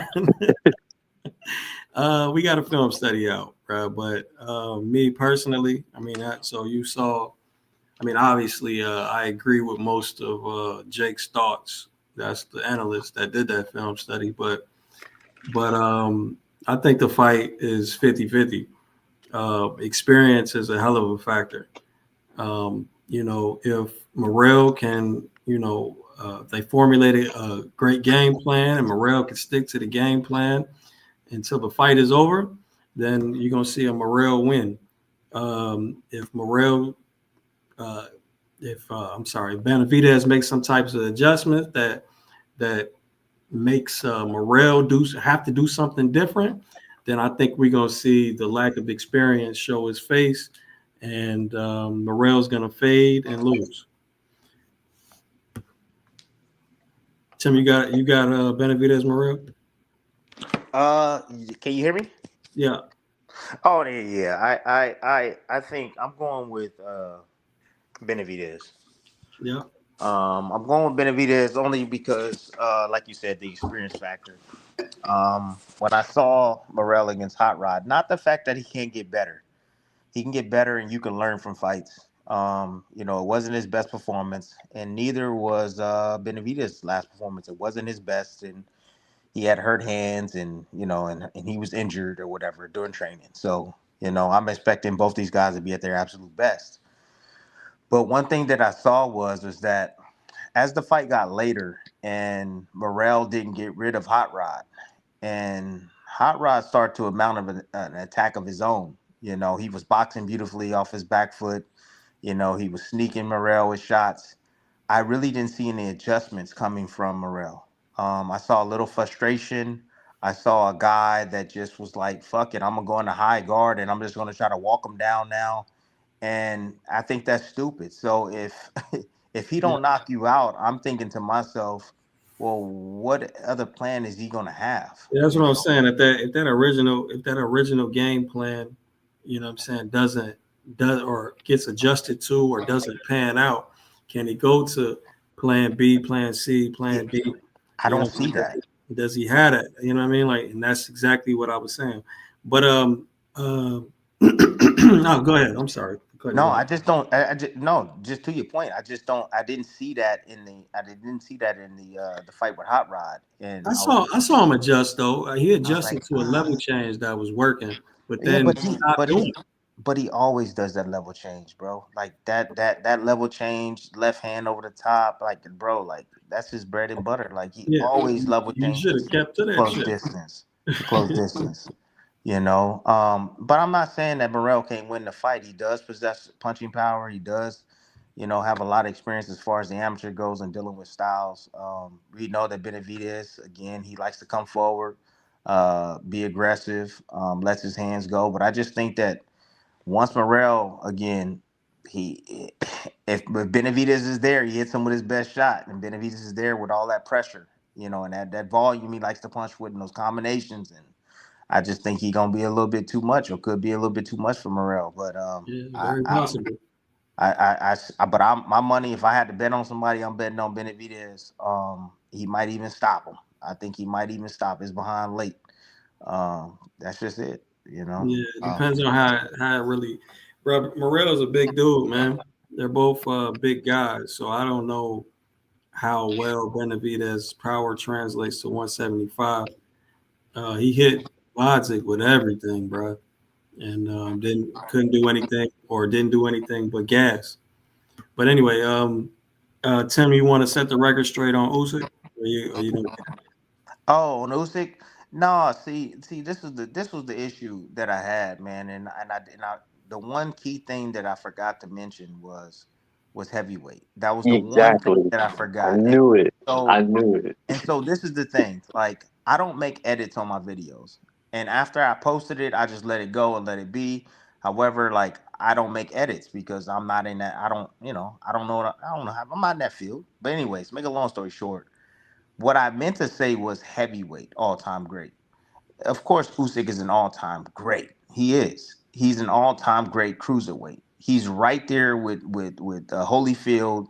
He's amongst the best right there. He's number one or number two. I don't care how you put him. I think both those guys are great in that division, and for sure he's one of the best all time in that division. But when it comes to the heavyweight division, the thing is that you cannot overlook history. And I know he beat two giants in the division.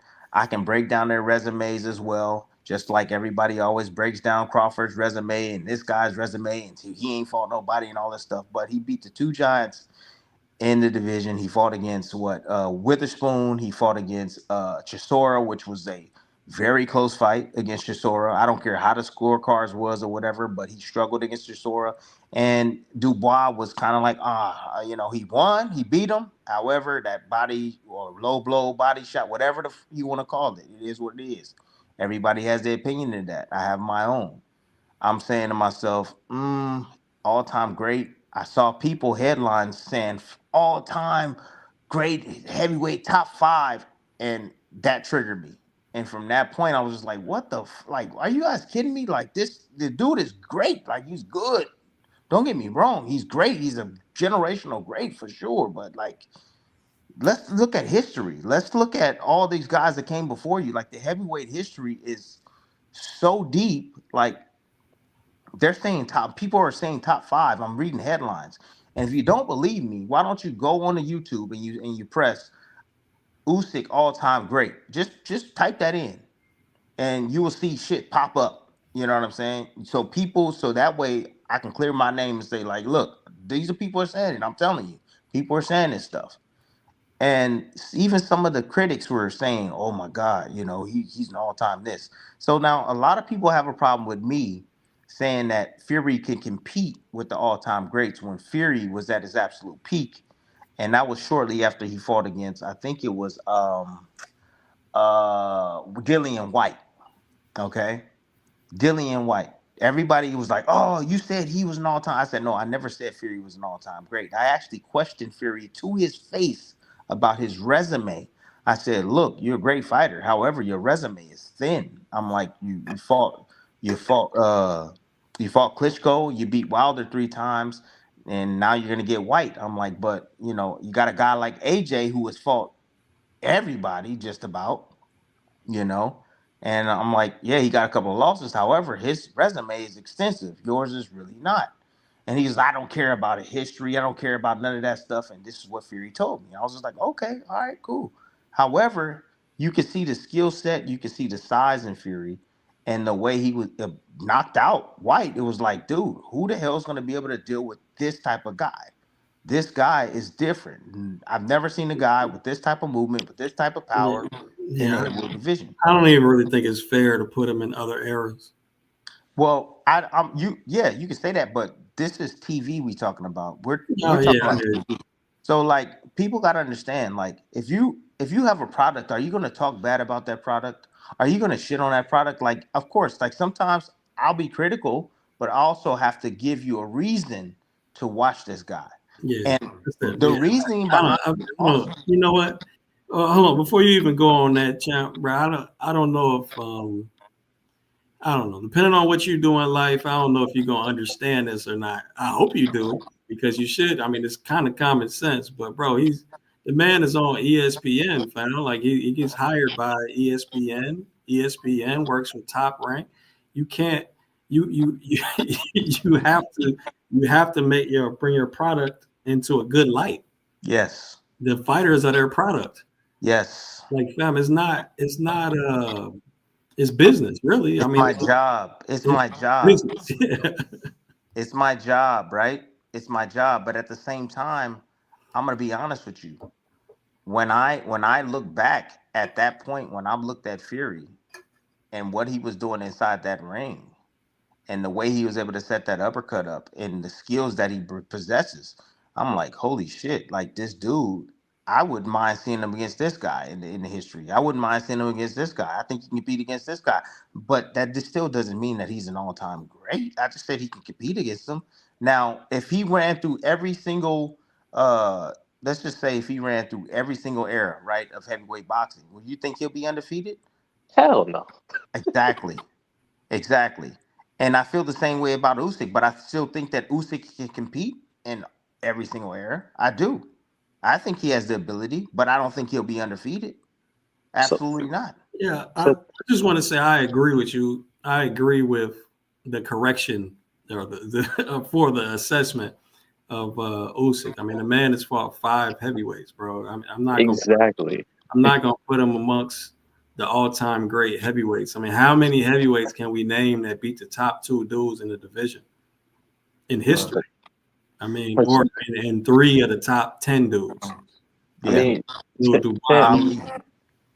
bro, it's so many that we wouldn't even, bro, that I forgot the names of, fam. I mean, it's just like that's okay. So in the 3-belt era, anybody that's undisputed, so like a Holyfield, Lennox Lewis, in the 2-belt era, anybody that was undisputed, bro, and then Larry 2-belt Holmes, era, anybody that beat the top 3 contenders. I mean, bro, that's a lot of motherfuckers that did what Usyk did.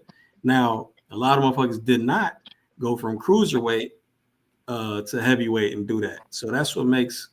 But one of them had. Evander Holyfield did. Yeah, Evander Holyfield. But so Usyk is an all-time great heavyweight if the list is 30 people long.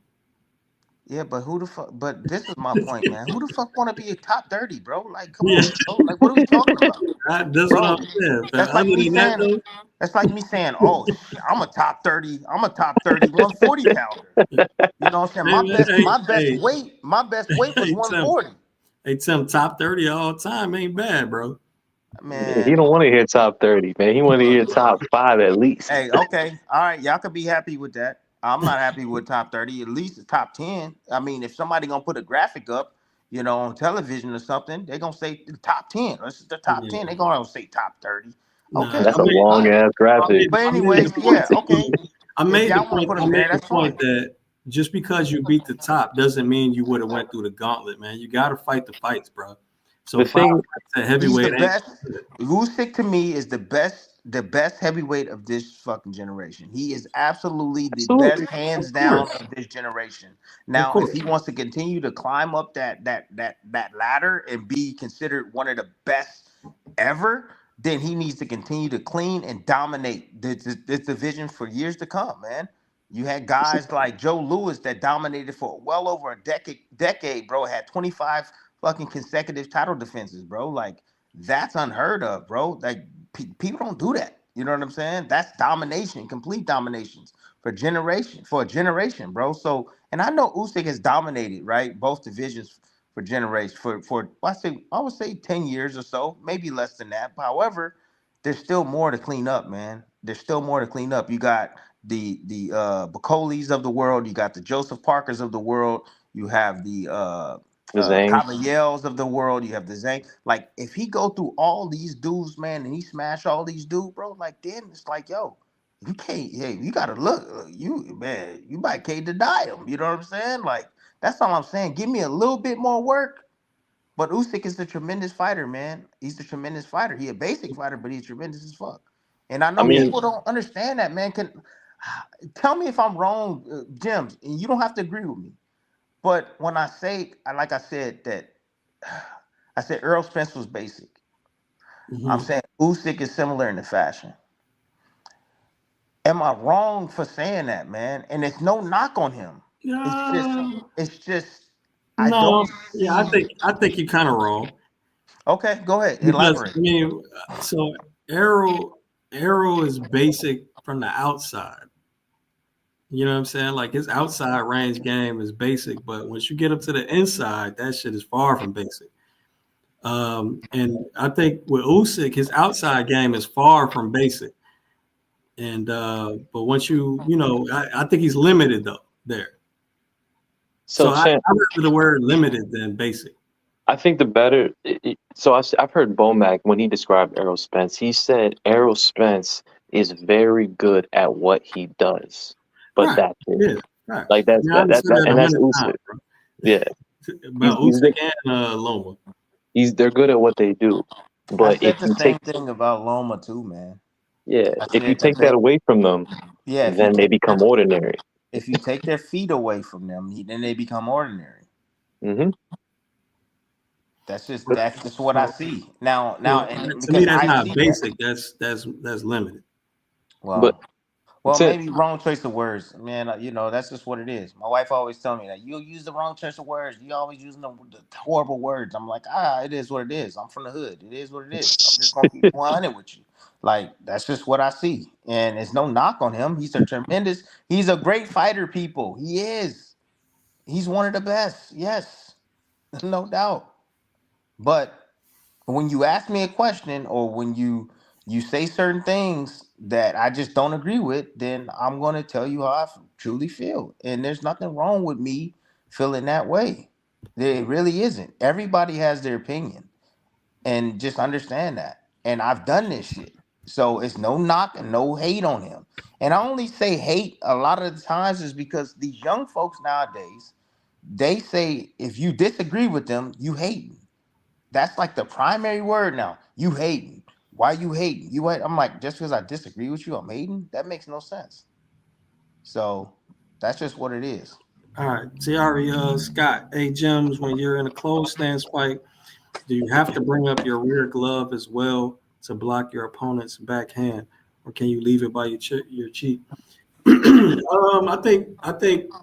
mean, you could definitely leave it by your cheek, but you know, if you see a backhand coming at you, and you know what I'm saying, and you're just using the high shields, you know, most people's reaction is to you know cover as much surface area like and not separate that surface area either. So while you're tucking and leaning with the lead hand, your backhand tends to you know creep up a little bit to like your brow. So but no, you could leave it by your cheek if you want to, if the tuck and lean is that tough, if you know what I mean. Like if you're tucking and leaning enough, yeah, you could leave it by your cheek and still be safe and still have that and still have way more surface area covered or target area covered than a single high shield in the open stance. That's for sure. Let's see. Yeah, Triggs, exactly. Damn, that's how far I'm behind. Who has a better defense, Shakur or Floyd? I'm gonna say Floyd because he can do more off his defense. I mean, He turns defense into offense more than Shakur does. And yeah, but is Floyd that has better? slip counters too. Who? Then Floyd has slip counters too. For sure. But Shakur doesn't. It's just, I mean, mind you, I do agree that Floyd is has overall better defense. It's just, but I feel like your point would make more sense in terms of just I feel like you're talking more about counterpunching jabs rather than just pure defense. Well, brother, but there's no such thing as really pure defense. Pure defense is not boxing. Well, yeah, that's what we saw. I mean, it was more or less what we saw in his fight against De Los Santos. It was lack of engagement. Yeah, pure defense isn't boxing. It's you know, Bivol was showing us pure defense while he was using all that lateral movement against Beterbiev and didn't get the decision. True. So again, rather than splitting hairs on you know who got the best tuck and lean, who got the best slips, who got the best pull, who got the best you know what I mean, like who controls the best, who controls the punches the best, who steps back the best. Like, bro, that's too much. Floyd all day, 7 days a week. Yeah, I just don't feel like comparing all that. But Yeah. I would just say Floyd because, man, I've just seen him avoid punches in peculiar angles and everything. Like, I just feel as if where Shakur is more against far better competition. Exactly. Like, he tends to, I feel like Shakur more so than Floyd because they both do it, but Shakur relies more so on straight lines rather than Floyd. Like, injury or not, you're not going to see Floyd back up in straight lines for 12 rounds of a fight. We saw Shakur do that against De Los Santos. What are the chances you get Baranchik and beating Keyshawn? 25. That's better than me. I gave him a cool 20. Is there such a thing as British style? If so, what would you say it consists of? I don't know if it's such a thing as British style, but I think there is a sort of identity to UK fighters, and it's more so following fundamentals very closely, like more so straight up and down. But it's starting to change. I'm noticing though. I think a lot of UK fighters are getting to more of the what some would call American style, being a little more slick, a little more head movement, loading sides, a little more pivoting and or different types of pivoting, all type of shit like that. Jay's up and down.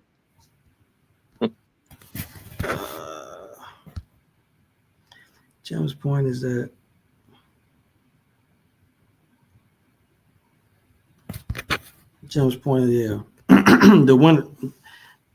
the winner's boring. No, my point was the fight. The fight, yeah, it definitely turns out to be boring, but it's definitely not the winner's fault. Like, fam, Cambosa is supposed to sell out. Like, what happened in them days, bro? All these motherfuckers fighting to survive. Shout out to Loma for not doing that shit.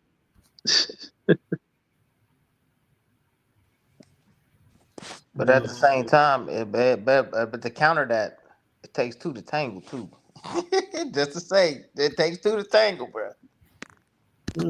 All right. So I mean, that means that Haney would have been just on his bicycle, not doing shit.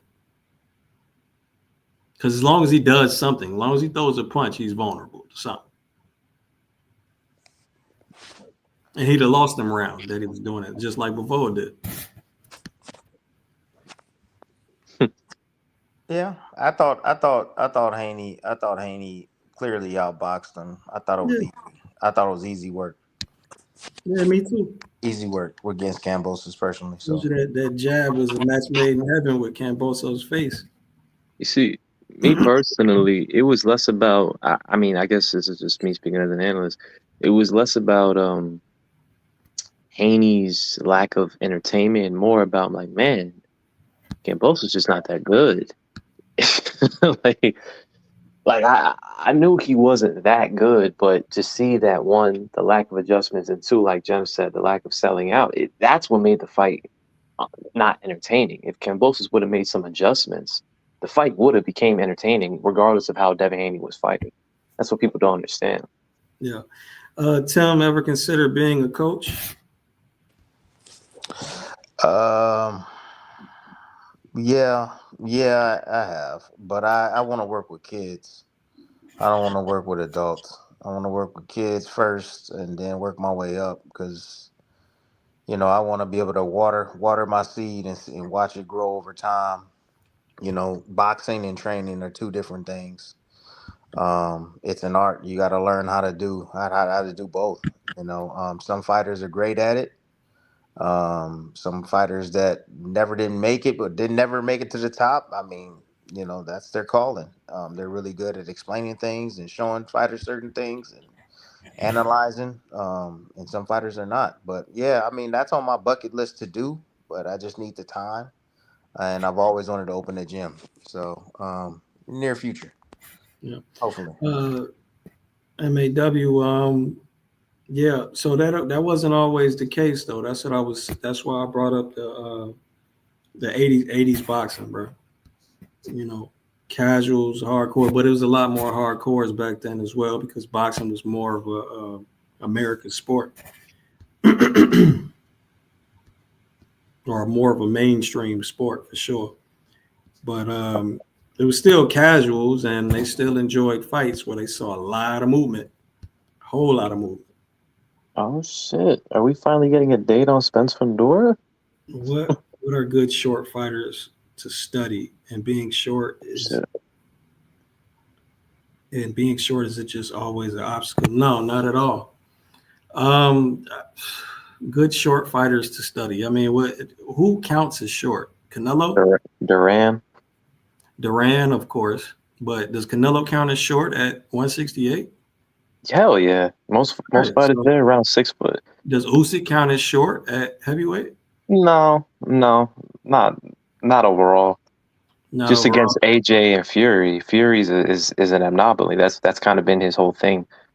that there's not a lot of heavyweights around his size and his mobility.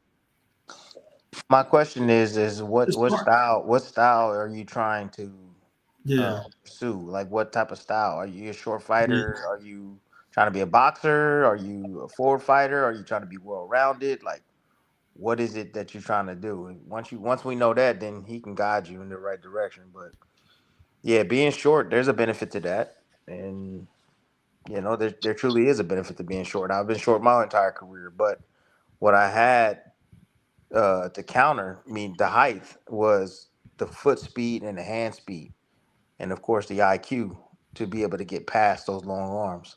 Just like Usyk was able to slide in a lot of the times between those long arms of Fury. So there's an advantage to being short, man. There's nothing wrong with that, but again, it just all depends on what type of style you want to implement. Shit. Balance, man. That's a big thing that shoulder fighters have. Lower center of gravity and all this shit. Like look what Tank does with his lack of height, man. Yeah. I mean, yeah. It's a tougher question. I mean, because they fight differently, right? Because Isak Cruz don't fight like Tank. Sean Porter don't fight like Canelo. You know what I mean? Like, they fight differently, bro. It depends on like Champ said, it depends on what you're trying to achieve. Tim Bradley, how do you do against Amir Khan in his prime? Stop. Why do y'all ask questions like this? Listen to me. Listen to me. Listen to me. Listen to me. If Khan want to do it right now, we can do it right now. However, I'm gonna tell you this: at 140 pounds, if those of you that didn't watch me come up, didn't watch me what I did at 140 pounds, I'm telling you right now, I was the best 140 pounder in the entire world. The best 140 in the world. Yes, I was better than Marcos Madonna. Yes, I was better than Amir Khan. I unified the titles at 140 twice. Twice. People don't know that. I unified. I fought killers for those titles, man. I went over to England and beat Junior Witter, who was perceived as the number two fighter in the entire world at 140 pounds. Number one was Ricky Hatton. But I'm telling you right now, I would have beat Amir Khan. I don't know if I would have knocked him out, but I know I'm just too tough for my man.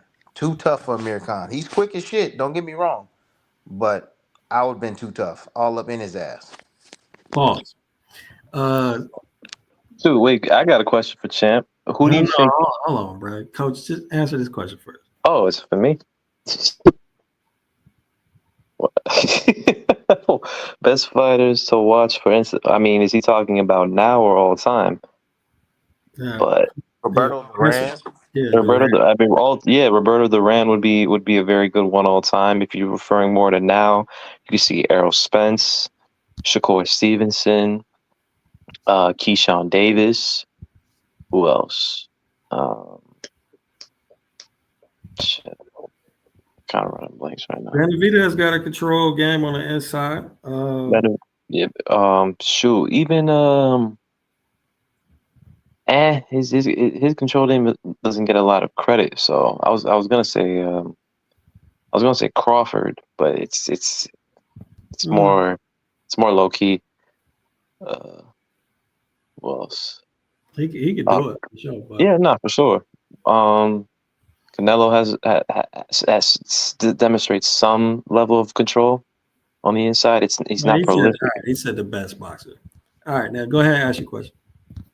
Oh yeah, Champ. So looking at the current landscape of 140, who would you say would have given you not who would have beat you, but who do you think would have given you the best fight from all the top guys at 140 as we speak? None of them. They all soft as shit. None of them. None of them. Listen, the only fighter that I think that has an extreme amount of talent at 140 that probably could have gave me a run for my money is Teofimo Lopez. The rest of the dudes, Mahaney, all them dudes, I would have ate them up. Too much speed, too much stamina. My work rate was too fucking much. I threw 75, 80 punches around. I was active as shit. I was conditioned. I was strong. I would have been in your ass, and I was a great counterpuncher. Oh, Great counterpuncher. You know, and I dug to that body. I killed you. I will kill your body. I'm telling you. So at 140, I can box you. I could stand and trade with you if I wanted to. You know, it was so much. I was a well-rounded fighter. I could do anything inside that ring. It didn't matter what and so with that being said, it would have been tough to fuck with me at 140 pounds. I'm telling you, any of these guys, but Teofimo Lopez is one of those guys that is extremely strong, got quick hands, um, got power on him, very unorthodox in a way. He would have been a difficult task because he has that one punch power that can take you out, man. So I But would at say him. 35, Who else? You got Hitchens. Nah, Hitchens is easy work. he- he's too Uh, pure of a boxer, man. You give him any type of like, bro, I you feel don't like like you even like, go to him. You go you attack him. That's what you do with him. hmm That's how you beat him. You attack him. You pin him on the ropes and you work him. That's it. but That's how but you beat him. champ, but with your logic, man, with Tio, it's pretty simple too. Just box him. Yeah, yeah, but I wasn't. I didn't. I wasn't. I wasn't. I wasn't the most technically sound. Like my technique wasn't the best. Hmm. You know.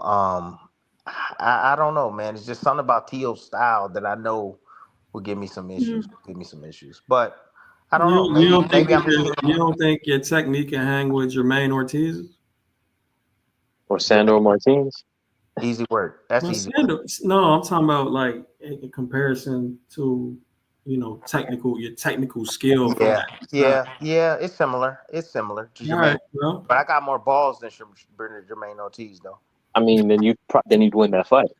Yeah. I, Yeah. Maybe I'm giving T.O. a lot of credit, man. Maybe I am giving him a lot of credit, but I just feel like maybe that's the guy that probably give me a run for money. I didn't want to just sound like, oh, I think I beat them all, but I'm just saying, man. Like I'm telling y'all, man, it was a different. Go back and watch me at 140. I was a fucking problem. Period. And I don't care what anybody say. all right, Lance Meyer. In most other sports, the athletes are progressing, getting better, faster, stronger, more skillful. What's the difference between those sports and classic boxing? I actually disagree. Um, I actually disagree, man. Like for example, like we said media and coaching for boxing, right? But the NFL, NBA, I don't think the rule changes are not allowing folks to develop the same levels of skill, in my opinion. Mm, I would disagree with you, James, because that Right. you talk you Who's got a better post game than the players in the '90s today? well, James. I mean, I didn't finish. What I was gonna say is the thing about the game of basketball today is just it's evolved in a way for where it's less about playing in the post and more about playing in the perimeter. Because the question you asked could be, I could flip it right back and says, who's got a better perimeter game now compared to that of the '90s and '80s? It goes both ways. Wait, It's wait. So who's got a what? like who in the '90s or '80s compares to the majority of fighters of players today in the NBA that have good perimeter games. I think that depends on the size, fam. Not necessarily in this day and age, man. There's a lot of big, much taller shooters than there were But back in the either day. way, why would you say somebody's more skillful? What do you mean? Why? That's your argument doesn't argue that somebody is more skillful. In a particular criteria, You're just yeah. saying that right, but more skillful means you know what I'm saying. He And I would possesses. say, no, as a matter of fact, some people would say that the NBA has declined because they're trying to make too many all-around basketball players rather than having each particular position play their position. Like back then, you just had centers being pure centers. Now you see centers trying to shoot from the perimeter and shit. As a result, Right. So what I'm saying is, all right. So they made it. I think they made it easier to score points once again. I think it was easier at one point. I think it was like the '70s, early '80s, where it was all run and gun. They made it easier to score points once again. But the early, the '90s, the early 2000s, I think it was very hard to score points. That's why you ain't see them, you know what I'm saying, high point games. Motherfucking games was ended in the 80s, 84 to 87 and, shit like that. So what's tougher to do? What takes more skills to do? Score in a free-flowing era or score in a defensive era? I mean, it's just because also that defensive. Like I said, look, I'm just speaking on the argument. A lot of people say that the defense now in today's era, a lot of people say it's softer because they're a lot stricter on the fouls. But other people also say that the defense back in the '90s was just flat out just roughhousing. That shit wasn't technical. Like you saw, bro, it wasn't all. I mean, I think that's young folks trying to throw shade. It wasn't all like that, bro. No, it wasn't all like that, but it was more like that. It was more like that than today because of the rule changes. Yeah, exactly. But it wasn't, bro. Every single game, we not seeing motherfuckers, die. Like, my question is, how many Scottie Pimpins were there back in the '90s in terms of just? Was he pimping or was he pimping? I said pimping. I did not say pimping. Yeah, you did. No, I didn't. Anyway, go ahead. Yeah.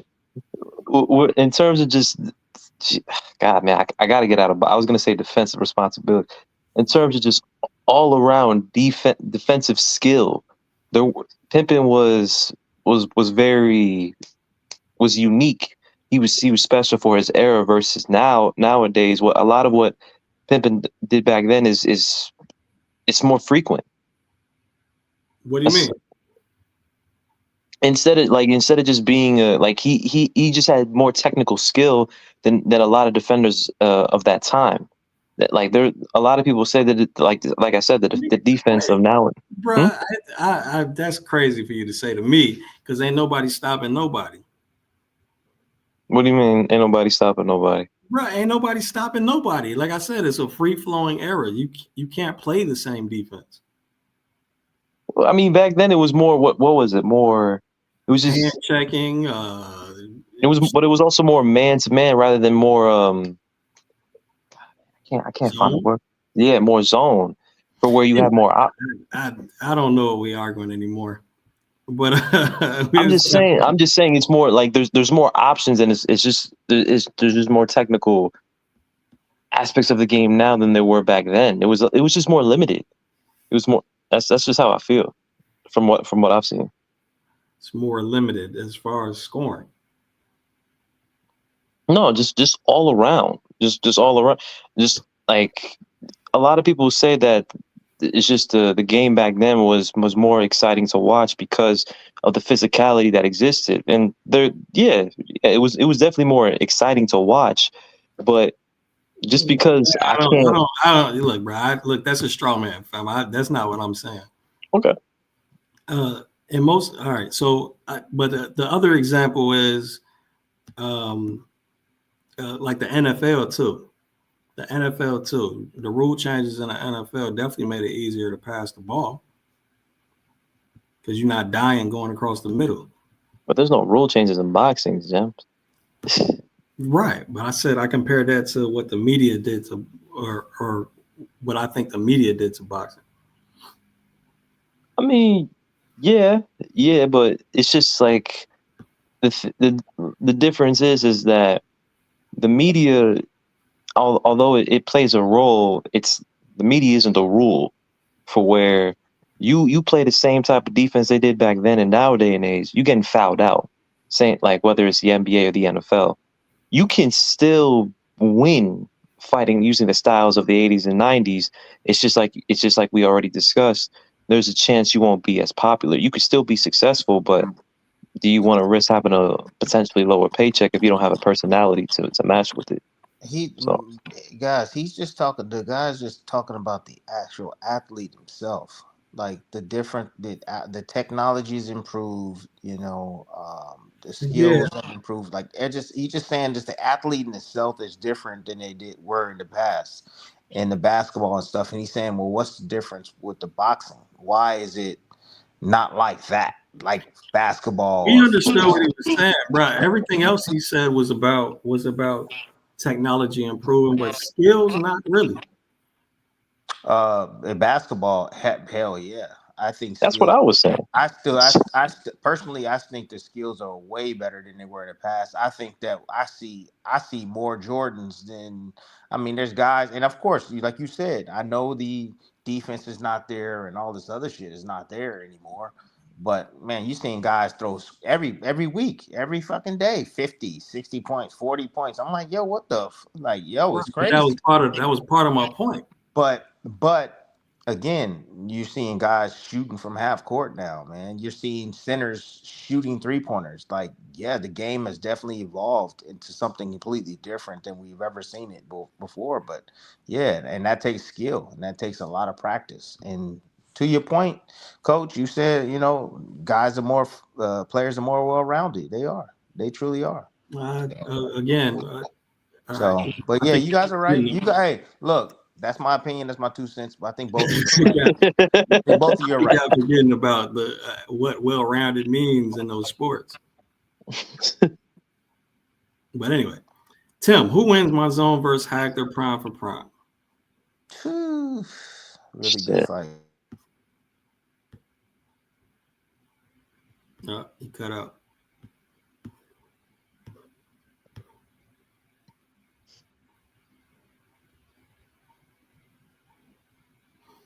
All right, we go on to the next one until he comes back.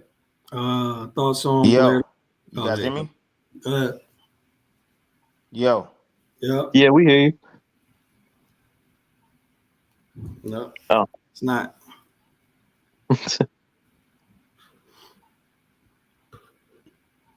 Put the link back in the chat.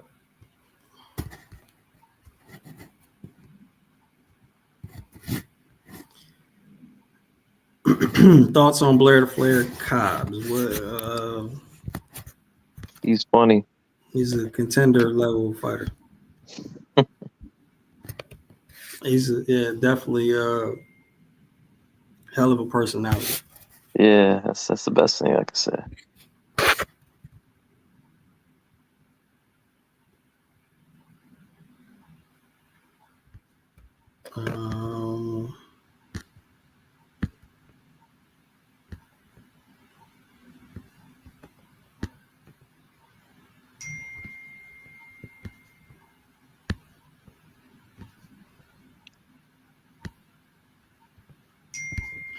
How does Crawford do against Boachuk?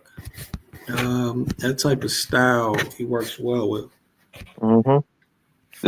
The style that I said that Ortiz would have to employ in order to be successful against Boachuk, that's Crawford's MO. Tim texted me, said, sorry, had an incoming call. Thank you, love the show. He said Hagler wins. Yeah, I think Crawford does well against Boachuk. Like I said, that shit plays into his bread and butter, which is, counter punching off the back foot, stepping with that check hook. Shit. Lead crosses, step back uppercuts. Shit. What about what's his name? Obscure fighter. I don't have favorite fighters.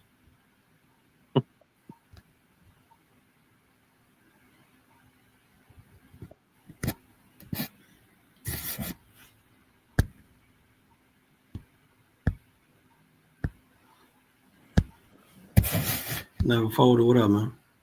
Yo, what's up? What's up, James? What's up, Coach? What's going on, man? That was answered.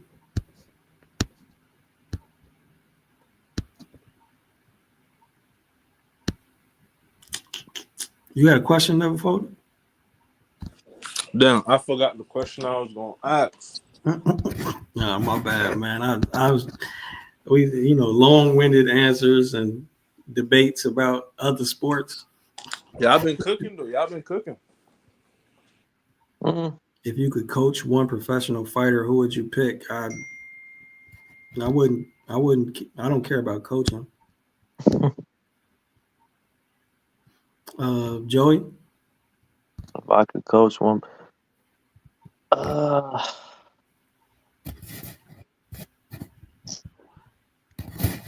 Yes,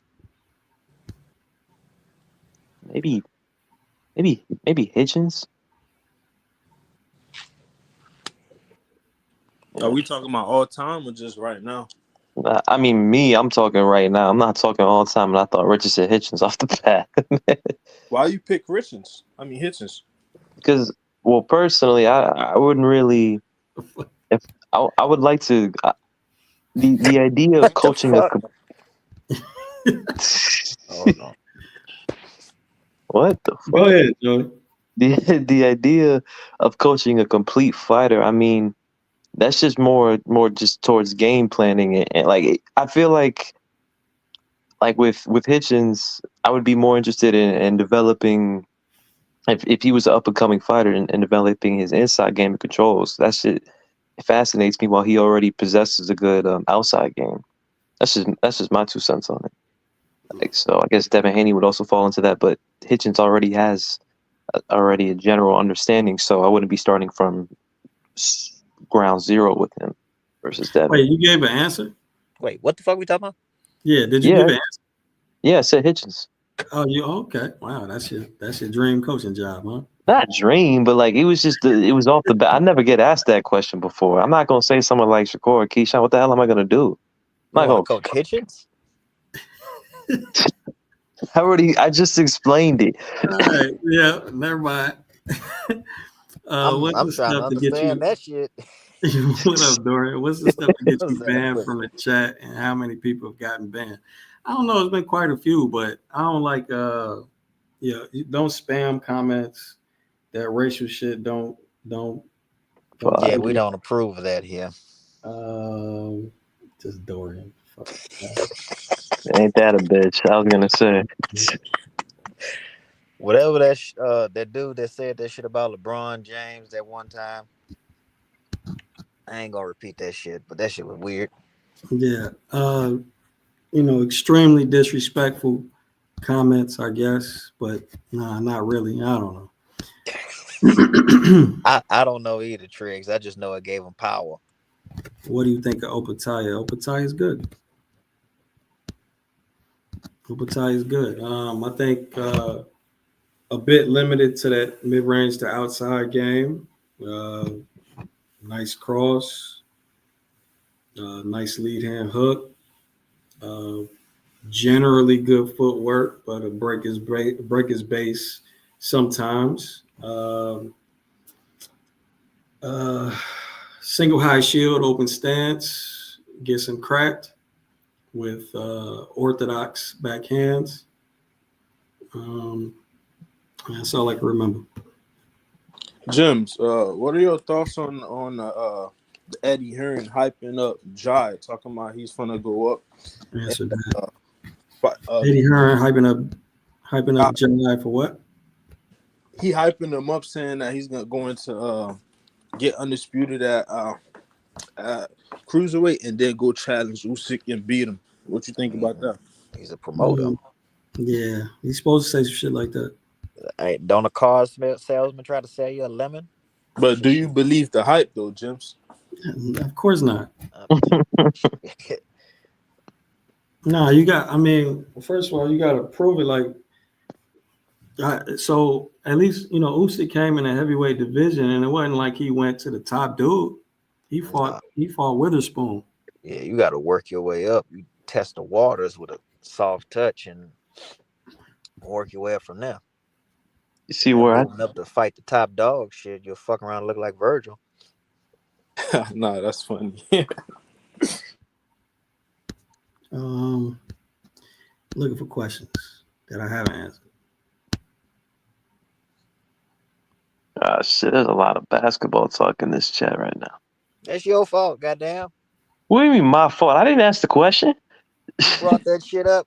No, I didn't. All I did was disagree with Jims, and we had a conversation. You want to talk about big man shooting threes and how it's the same shit. It's not the same. I'm saying how big man shooting threes and that's the game now. Is it not? It's drive to the paint and kick the fucking ball out. Big man, this era, they weak. It's either pull up at half court or one man drive to the paint and kick the fucking ball out. How do I fight like Mike Tyson? Pickable style. You do the peekaboo and get knocked out. And get a bad back at 35. But that style though, it drains you though. You can't keep that shit. You gotta be an That's the extreme point. athlete. You gotta be an Yeah. extreme athlete. You gotta have a certain type of genetics that you probably don't have. And even then, it still drains you. And then everybody then that's you're gonna used be it got then you're back gonna surgery. then you're gonna be gassed by round 4 or 5. Shit fuck up your disc, goddamn.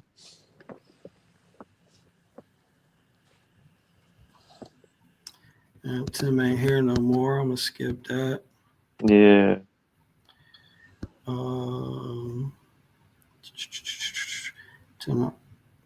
Tim ain't here no more. I'm gonna skip that. Was Eric Morales a good boxer or a reckless brawler, bro? Did you watch Eric? Nigga, what? Oh, Eric Morales was a skilled boxer. What do you guys think are the best prospects outside of the U.S.? But that's a good question. Yeah, Prospects, so that does include contenders like Sam Noakes and shit. yeah. I mean, did any of those Uzbeks turn pro yet? Or I don't know. Fuck, I can't remember. that's the thing. Like, you know, it's rare that I like They don't get no I don't limelight. I don't got TNT. Yeah, that's what I'm saying. We don't see them all. Yes, I don't see I'm all not that. about to get a fucking goddamn outside link to watch that shit. a couple of other UK fighters. But as far as, you know, from what I get to see on the zone, yeah, everybody that I could think of is a contender now. Yeah. And then you got all the Eastern European guys that won't get no light until they a contender. What and about shit. that Like, heavyweight? What's his name? Trauma or something? He who the fought. fuck? Like Tama? Yeah, that dude. Oh, Moses. I kind of like him. I see more though. He's good. He's Yeah. good. We did a Patreon live study on him. I gotta check that out. I thought he was a contender though, personally. Yeah, he is a contender now. Yeah, I'm about to say he is. Shit. He's a contender now. That quick? Yeah. Yeah, bro. I All forgot our he heavyweights try- on the he NFL and the NBA. He It don't trying take to much. beat that. He trying to beat that Mike Tyson 20-year-old shit. He's 19? Damn. I think so. Yeah. Yeah, he like 19 or 20, one or the other. Nah, he's already 20. Yeah. Is he? Well, he just turned 20, so yeah. Yeah, but you know, people that just became contender, you know, the Sam Noakes, Dalton Smith, Yeah. Adam Azim. Oh wait, is he a contender? Azim is cool. I don't know. I can't think. But that's what I'm saying, because like I think they had like some 150 something Uzbeks and like 160 something. Like, I don't know all. You can't keep track of them until you see them, dog. And some of them don't be televised and shit. They be having too many fights too, bro. So if that shit ain't being promoted on our side, we ain't gonna be able to know who they are. Well, it'll be promoted like when you got the Boxing Showtimes app, you'll see it, but it'll be on some shit that you can't watch it on in your region and shit. Yeah. I ain't about to buy no VPN just to watch the shit. Hell no. Yeah, Floyd versus the Four Kings. I talked about that before. I don't see a clear path to victory for Floyd against Tommy Hearns. I think Tommy Hearns, that might be Floyd's easiest fight. Nigga, how? You tweet, bro.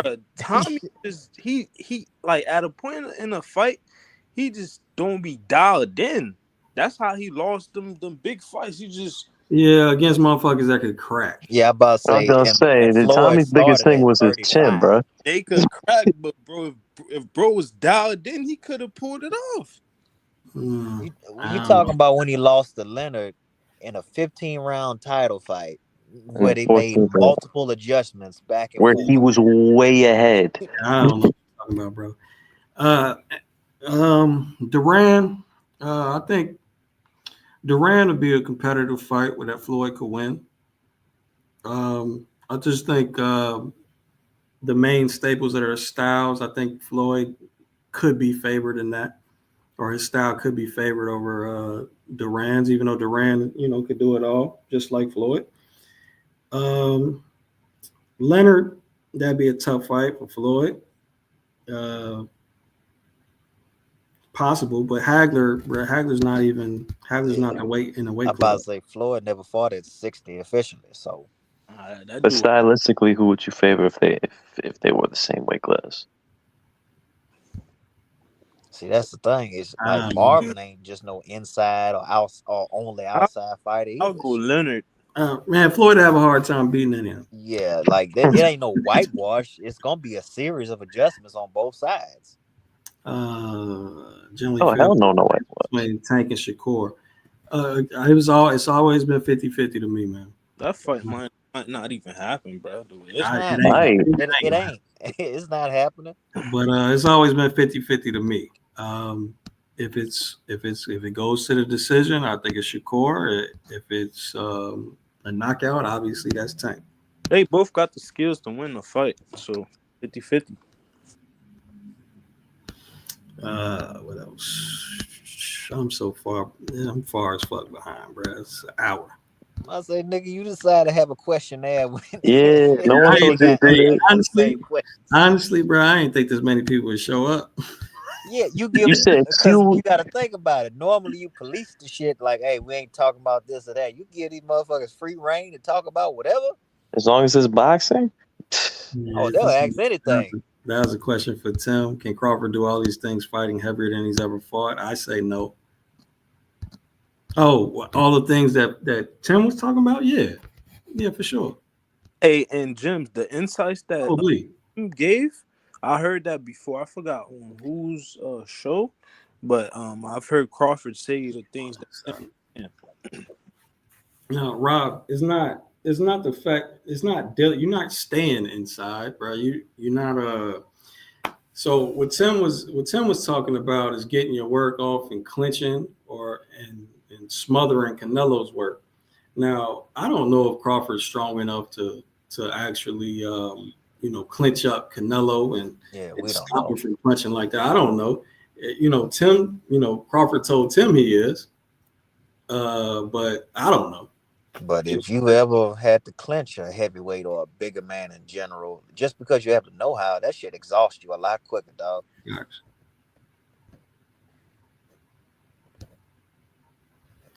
Tim dropping gems on gems. It's a Hall of Famer, y'all. And he spelled aging wrong, but I'm gonna let that slide. I wonder who Bradley thinks what could beat Crawford historically. I'm pretty sure he'd say the same thing I'm saying. Well, there's not a fighter in history that's unbeatable, bro. No.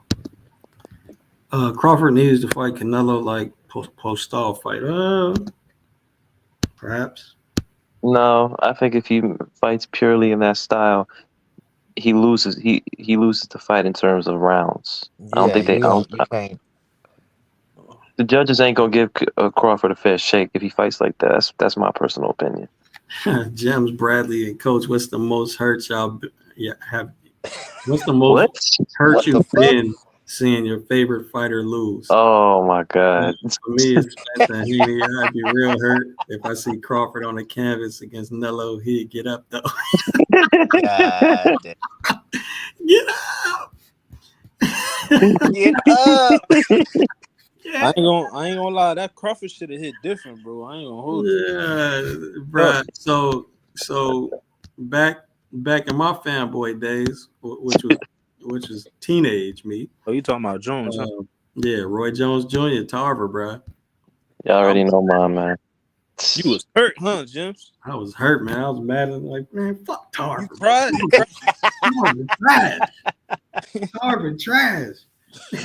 My shit was worse, man, because I didn't know how to feel because my favorite fighter got knocked out by my second favorite fighter. I didn't know whether to switch the order or be pissed or whatever. I had a mix of emotions. What can I say? Yeah. For me, it was kind of fucked up because of how I was introduced to the sport. Like, I was born after fucking like right around when Pinnell was doing all this shit. And when I was shown the shit, I'm seeing it for the first time. So when I seen he actually fucking lost to like De La Hoya and shit, that shit felt like it just He happened to me. won that fight, bro. That shit felt like it just happened to me, man. I ain't like Oscar for years after that shit. But he won that fight though, bro. But you know that's the story of Pinnell's career. Them type of decisions. It is what it is. Bro, dude got Brandon had a question. like his whole career, bro. That's crazy. That's the thing about Canelo, though. I was gonna say it. I ain't wanna labor on, but Canelo don't throw a lot of crosses, bro. Nah, he don't. It's sparing. Yeah, it's sparing. He's a hooker. Especially like just a lead cross too. Yeah. I mean, he throws hooks and overhands. But nah, man, it was Pacquiao Marquez for me, December 8th, 2012. God damn.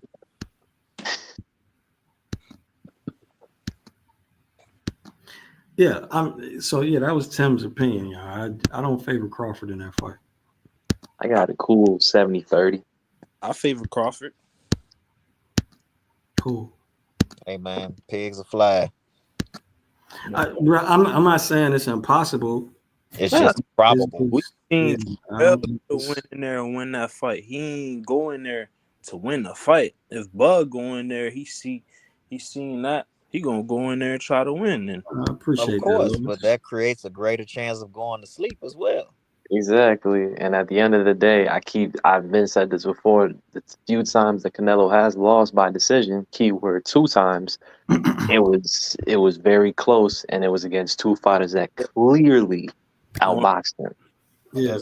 Ryan, it's not the most damage, it's just the most like what is your reaction to the punch? Like again, like Tim described, even if I hit you with a jab and you stumble back, they gonna count that shit highly. Like, you know do you like that though, Jims? I don't like that. Do I like it? Hell no. That shit. He's a perfect example. Shit, Tim Bradley brought this up. Pacquiao Marquez won. Y'all remember when Tim Bradley, like, what was it? I think he twisted his ankle. Now we found that out after the fight, but during it looked like Pacquiao wobbled the shit out of Bradley. Yeah. So everybody thought Pacquiao won that round. Right. Facts. And that's the problem. Even worse than that, you can't see feet. You're like, yeah. These judges right by the ring, looking through ropes, looking through the ref. They looking up, bro. They looking up at punches thrown and landed, and you can't see feet. So what if feet get crossed and the stumble was because of that? Like, and now you're gonna say, oh no, that's he won that round because he stumbled back from that punch. Or even with the shit you were saying earlier with the catch and shoot shit. Like how the judges can't see that. Let's say the fucking punch sound off on the side on the glove that you catch it on. Like, and the judges can't see that shit. Right.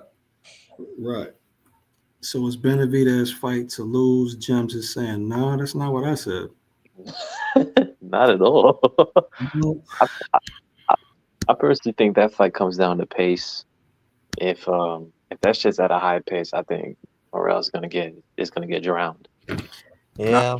A lot before I was like 60-40, but after I seen Jim's video, I'm like, it's like 45-55, man. It's getting closer and closer to 50-50 for me. Yeah, it's that game plan from Team Morrell gonna be very important, bro. Yeah, that first 2 rounds or so. It's that last fight that in. Like, I'm like, bro, I just ain't like the way they both look like hot dog water. They last fights. Nah, but compared to Benavidez, like Morrell, I ain't like the way he looked at all against Hot Rod. Morrell is worse because he fought like a child with ADD.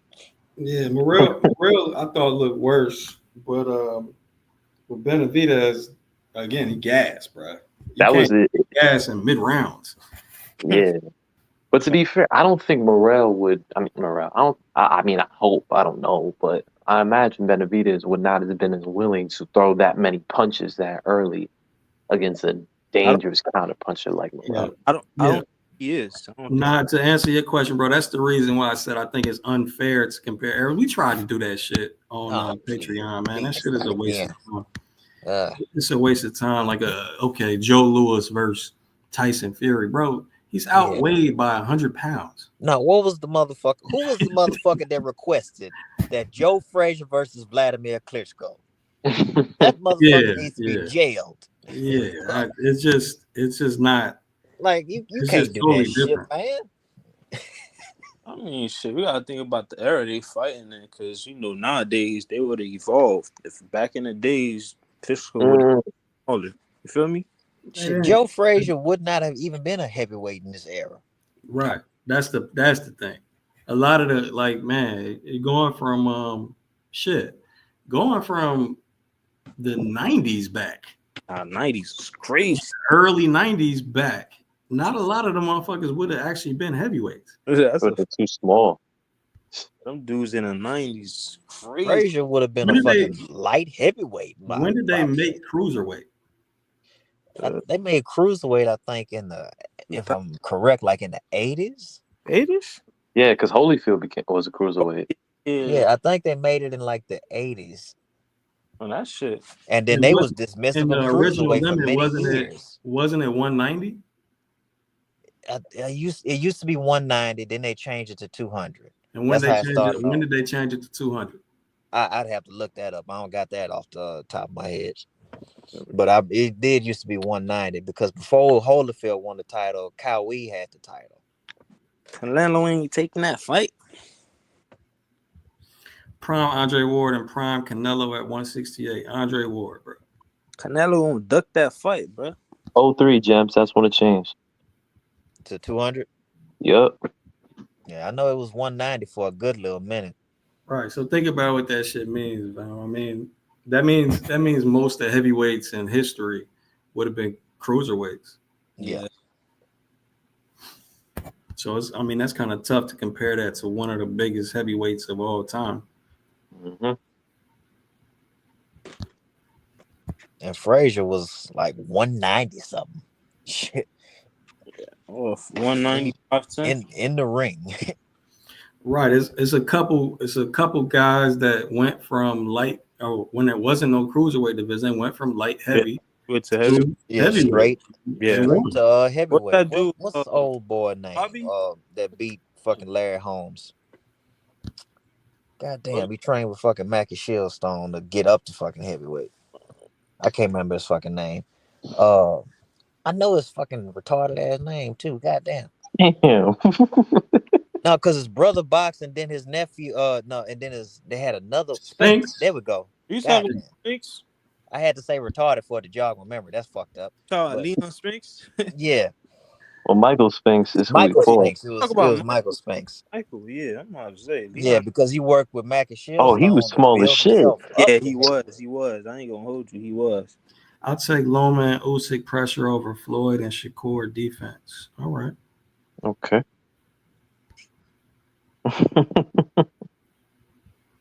I'm assuming you mean like styles to watch wise. I mean, brother, yeah, whatever. Your opinion is your opinion, man. To each his own. Wow, crazy! I'm not surprised from someone named Tyler, but go ahead. Buying those two defense, like what? I mean, look, the people. If he's talking about watching, that's just the preference of just what appeals. I'm not surprised with a name like Tyler. Like I said, how would Devin Haney fare against a prime Amir Khan? That's I ain't never thought about that. Yeah, I don't know why you think about that. That's a good fight, but Khan gave cooked. Man. Is it though? Does he though? I don't know. I ain't never thought about it, bro. Yeah, I ain't never. Future live film study, anyone? I guess. We kind of stopped doing fantasy fights. Yeah, please. Yeah, that shit. Yeah, I don't really have, bro. Anybody got an answer for this? Man, I ain't answering that foolishness. Nah, I don't know. It is a Q&A. I don't know. I've never thought about that. Oh my God, it's a good fight, fam. Devin I Haney, At guess. what weight? I At guess what weight? Shit. 140. 35. 140? I say 35 personally. Yeah. At 35, our 35, favorite they'll con. be like Skeletor, but fucking Yeah. Amir, man. Amir fucking feet turning the goddamn linguine once he start throwing all the fucking punches, man. He'll forget about his fucking stance after about 3-4 punches. True, but what Amir Khan doesn't have to worry about is, getting caught and going down against, imagine a puncher like Devin. No, but he'll get clinched. True.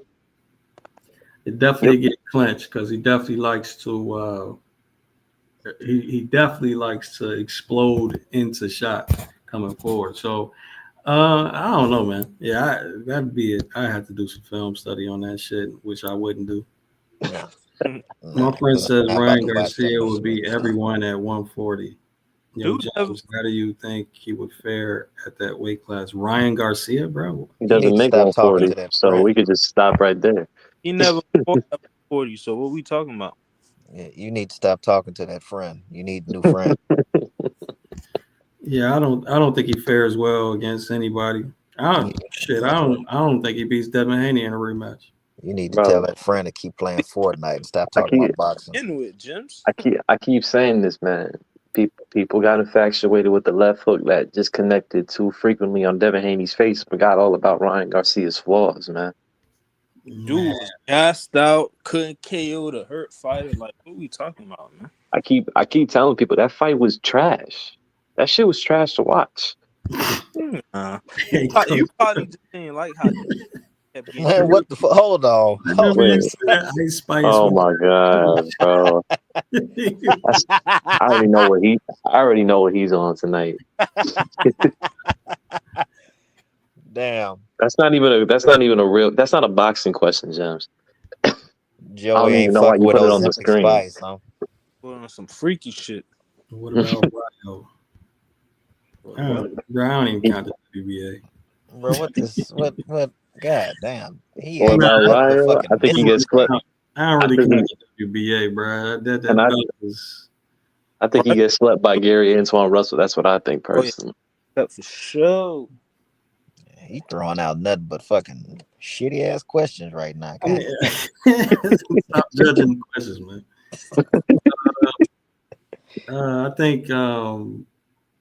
I think Ryo is more skilled than Ryan Garcia.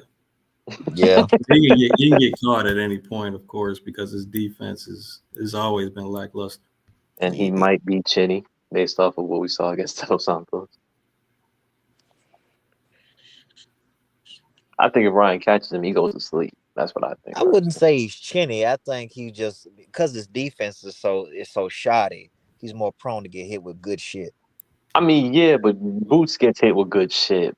But when Ryo gets hit with good shit, my man starts doing the Macarena, man. Like, well, we got to think about it though, Joey. Who has Boots fought that was his size? true. That's a good point. Yeah. That don't have nothing to do with nothing, bro. Oh, Gems, you might want to skip through that. You finally got to it. You're going to have to skip through all the next questions. So Oh, Lord. You got him talking about Jesus Shuttlesworth and shit. Joey on point. You just young. Nah, they know what's up. Nah, you just young like you. Nah. They just not old heads, man. They're not infatuated with the old game. None of you motherfuckers. See, this the problem talking with young people about young versus or about new versus older era, bro. What percentage of y'all really was studying that? What is autocomplete talking about? They're talking about the basketball. Talking about shit that was basketball on for a second. You ever seen Ray Allen play before the Celtic years, nigga? The fuck? Ray Allen was that guy, man. I think he's just simply referring to just from the shooting perspective. Like Ray Allen was like you said, he was one of the best shooters of all time in his era. If Ray Allen were to compete now, he wouldn't stand in terms of shooting. He wouldn't stand out as much with the current era. Man, they shoot more threes, of course. Why not? They gave more threes. I'm about to say they just shoot more threes. He didn't get a chance to shoot that many threes. Nah, what I'm trying to say, this era Yeah, is Reggie Miller wouldn't have been a top scorer. Bro, all them would have evolved. Them boys was cooking back in the days. They would have cooked now, and with less like defense. Them boys not playing defense nowadays. Like Whitaker versus Bud at welterweight. Who wins? Why he got this fucked up ass picture of Evander from a side shot? I think trying to show the ear. It's a good fight. That's a whole lot of fucking ifing at each other. Bro, look, man. I don't know. Instead of comparing and contrasting their styles, which are somewhat similar, but not that similar, bro, Pernell Whitaker has fought how many Hall of Famers, bro? just De La Hoya, plethora, Julio Cesar Chavez, Pernell was going against me, bro. Tito Trinidad, just legends. That's all. He was steady getting even in a hypothetical sense, that should be a whole lot of ifing at each other, man. Yeah, it's too much, man. That's what I'm saying. It's too. Yeah, I don't know, but I'm just saying. So as far as like the highest levels you can get experience, Pernell got him. Favorite Pernell. Easy. He definitely do. Whether it be on the outside or in the pocket, shit. Yeah, he could. You see, the funny thing about Crawford, he has more world titles than most fighters in boxing history, but the opposition was super lackluster. That's not a fault of his. It's just a generation, man. Exactly. What were you going to say? Fake news, bro. That don't even matter when you compare it to history, because again, how many belts was in the era? No, you're right. But even if like I'm referring more to the fact that canceled. No, not at the moment. Yeah. Not a fight. But we do have an exciting replacement in case it does get canceled. Shakur versus Floyd, bro. Shakur is not better than Floyd. Yeah, let's not do that. But I'm not surprised who you chose. Who's flawed? Wouldn't Hagler be around welterweight size today? I thought they did the same day weigh-ins in this era. I forgot when that shit ended. Same day weigh? Shit, I gotta think. Goddamn. No, they were definitely doing same day weigh-ins back then. Sure. I forgot when it ended though. Yeah, that's what I'm saying. I'm trying to remember when it stopped because Marvin was at 160 his whole career. Yeah, I'm pretty sure Hagler will be a middleweight. No, he would have still been a middleweight. Just would have been small. Still got that. Yeah, well, but then again, you might be right. He might have still got that beard on him. He good. He might have at the least he might have been 54. Kid Austin versus Shakur predictions. There's a film study. Step out his comfort zone and entertain race fans. Oh man, get this shit off. What? Get this shit off the screen. Get it off the screen. Man. Shakur. I think he should get him out of there, but didn't you ask that question? But if he doesn't, he did double that shit. Was just up he there did with double that shit. A bunch of people did that. He's just like, yo, just in case you didn't see my question, who wins? Yeah, there it goes again. Damn, he really wanted that question. I hope he didn't leave. No, was it that serious? I mean, a hypothetical question that still wouldn't have a definite answer. What do you think is the greatest missed fight opportunity in boxing that you could remember, like a fight that was feasible that just never happened for whatever reason? Riddick Bowe versus Lennox Lewis. Yeah, that's a big one. Fuck. I know it would have been entertaining to watch, but it wouldn't have been nothing significant skill wise. But I would have watched Sugar Ray Leonard fight Aaron Pryor. Correct? I was just about to say that. Shit. Yeah. I would definitely watch that shit. Shit, according to Aaron Pryor, that shit was all but done until Leonard retired, man. That man cried in his car. Before he Leonard versus Hagler rematch? Nah, that we saw it. I don't think we should include rematches. It's just like, it's unfortunate we didn't get to see it again, but at least we saw it once. Damn, there's one. It's at the tip of my tongue. It was a big one. Pause. Pause. I had to. I had to.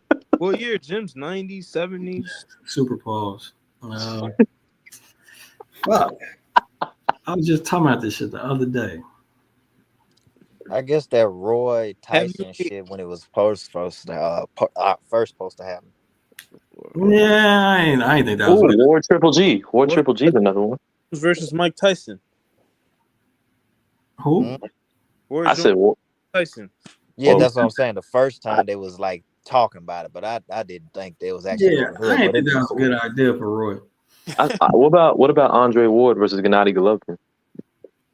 Yeah, I'd deduct that. I'd definitely watch it. But you Mhm. know, Triple G. Stevenson Ward. That would have been a cool one. oh yeah, Yeah. I mean, yeah, but Adonis was on some I bullshit. can't remember the one I was thinking about. But wildly different weight classes, but would Shakur benefit from picking up some attacking off of defense pointers from sparring beat. What in the what? Y'all gotta use proper syntax constructing these sentences, dog. I don't Oh, can't bro. What? Why would sparring Bivol? I mean, first of all, they wouldn't spar why not?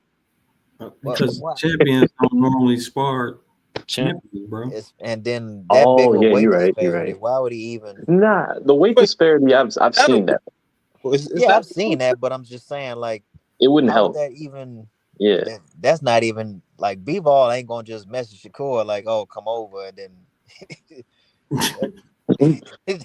Let's you ain't. spar. Who would call who? You'll very seldom see a black man with a Russian man in the same Oh gym. my god!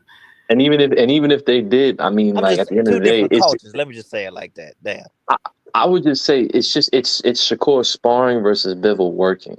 Like that's what it's gonna be. Because it's not as if Bivol's gonna. Yeah, you ain't gonna be able to actually work like that, man. Yeah. I don't think that's a good idea. Could Bud even beat Caleb Plant at 168? That's what I've been saying all along. Yeah, how does There's no They guarantee. wouldn't fight though. They wouldn't fight. I think there's a path to victory against Canelo. I don't favor him, but I think it's a path to victory. But I don't think that same path works for pretty much anybody else at the top of 168. I mean, yeah. All Caleb Plant had to do was fight negative, man. But That's pretty hard much ass it. time winning that fight. that's a boring ass fight. Yeah. I ain't betting against Bud, bro. Oh Lord. But when it comes to, I mean, Gems, do your keys to victory depend on intangibles? What? Like, do your keys to, like for like his path to victory? My bad. For Crawford to beat Canelo, does it depend on both him handling both the power and? No. Oh, no. Okay. Nah, not at all. Okay. No, it's all styles, man. It's styles and their bread and butter. Canelo's gonna come forward like Crawford likes. There's definitely ways that Crawford could stick and move and could take advantage of Canelo with them big wild ass swings. Bro, but like my thing is, if Canelo takes one of Crawford's best shots, eats that shit, what stops him from going Triple G Kell Brook?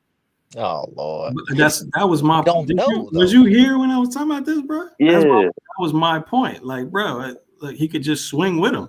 Exactly, bro.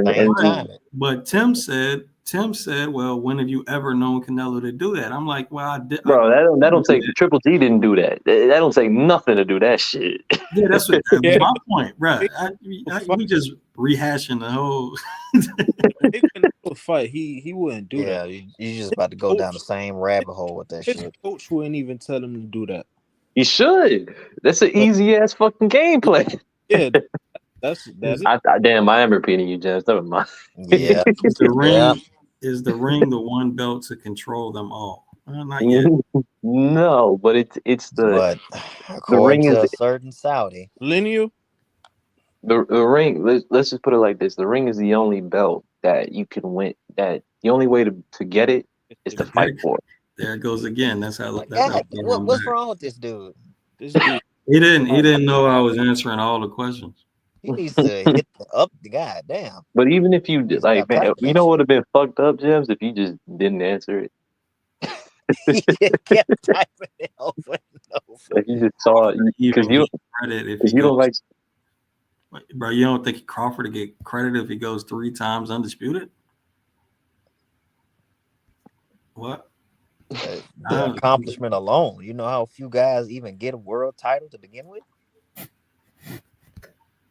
If Crawford were to go 3-time undisputed, he would be, well, in his own class, at least for this era. See, Crawford, at least right now, Crawford's in a class between him and Usyk because they've all accomplished the same thing. But if you were to do that again, he'd be by himself. Yeah, that'd be a way to separate himself. Mm-hmm. They already got the boy fist printed in the Hall of Fame. Yeah, so I mean, you know, what more credit are we talking about? I don't get where we're going with it. I think it's the fact that not every single person on the planet thinks Crawford is great, so as a result, he gets hate. I think. How do you guys feel about Bivol versus Beterbiev too? That card is ace. So many good fights. Yeah. So I said this on Patreon the other day, or was that today? Anyway, yeah, that's the best card Turkey done put on so far, in my opinion. I mean, I don't think there's any debate to that. Yeah. How do I feel about Bivol Beterbiev too? I think it's great. I think the adjustments that they make are going to be very interesting. Am I the only one crossing my fingers for that fight, man? Why? What are you worried about Beterbiev? Bingo. This man has a track record. When he the fight hasn't had his ended, annual and I keep seeing those irregular training methods. The motherfucker flipping barbells. Yeah, I remember I showed Dems that shit. This man spinning a whole ass bar with just his hand, using just his wrist. And shit. That shit is 50 pounds, dog. we didn't figure it out, y'all. Beterbiev is getting injured from these crazy ass training methods he does in camp, bro. That's how he keep getting injured for sure. I even saw him swinging a sledgehammer on a tire today, and he was swinging a sledgehammer wrong, bro. You're not really supposed to put force behind. You're supposed to let the sledgehammer do its thing, and it's still a workout. But that man, yeah, he's slamming the shit down with his whole body and shit. Yeah. Like, bro, that's definitely how you get injured. He be doing the same strength and conditioning coach for that shit. European dude be doing. Which one? The one that fought James Toney. I always forget his name, dog. When they fought at 75. What are you talking about? Ben don't remember his name. I missed the fight. The one James Toney fought in the fight of the year. I can't remember his name. It was at 175, and James had knocked him down in like the last round. But I say he did crazy ass training methods too. I talked about it before. He was the dude that used to get chased by dogs through the woods and shit. Giraffe, that's right, Giraffe. Listen to Giraffe. What the fuck did I just hear? So fucking police training methods and shit. Yeah, that's not training, man. That's criminal training methods. Have dogs chase after them and all that crazy shit. You gotta get out the forest before the dog bites you in the ass. That's. If you could bring back one thing from old school boxing and new school boxing, what would it be? It'd be angles, fam. Advantageous position. Are we talking about like skills or get like out the 50-50? Oh my god! I'm just gonna assume, and I'm gonna say that. Yo, like when training these younger fighters, man, their eyes just open to the idea of how effective angles can be, man. Oh yeah, it's like a light bulb turning on, ain't it? Players evolved. I didn't say that. He talking about me. Oh. He couldn't compete with Curry? What I don't even understand what that means though. He can't shoot threes like Curry because nobody can. I mean, I think that's established that Curry's the best 3-point shooter in history. But you talking about one guy. But I've never folded. You want to respond? Nah, you got it. What do you think is the biggest wasted talent in boxing? Damn. Someone that had the clear potential but never really put it together for a great career or had Tank. great moment. I mean, come on. What am I the only one that saw a waste of potential and didn't think of him? If he retires, like he says, then yeah. Then yeah, I mean, without fighting who he Shakur. should fight. Yeah. That's the one right there. No pun intended. That's the. But other than that, it's hard to think of that shit off the top of the head. I seen Alphonse maybe Honcho made a video about some shit like that. had clear potential, but never put it together. I had the urge to say Chris Colbert, but I didn't believe that shit. I want to say Tito Ortiz, not Tito, the other one, Victor. But he became a champion. Well, he was just saying wasted talent. I ain't not saying they never did nothing. Yeah, I mean, I just Tank became a champion. Yeah, but Tank became a champion and did bullshit. Victor Ortiz, he's had a few fights. Like with Tank, it's just like he's the face of he's one of the biggest names in the sport, and yet has probably the worst resume of a fighter. Oh yeah, pugilism, right? Pirog, due to injuries. That's a good one. Pirog is a good one. That's a very. Because they literally was in the process of making him a Triple G fight when he got injured. And that answers the previous question. That's another big fight that people missed out on. Triple G Pirog. That's facts. Yeah, I wasn't even thinking at that level. I was thinking remember a Amir Imam? Oh yeah. God damn, that's a deep cut there. Yeah. Iwabuchi was crazy than motherfucker, dog. It was a matter of time with his crazy ass. Yeah. Anybody that calls himself the president, you already know what he on. Right.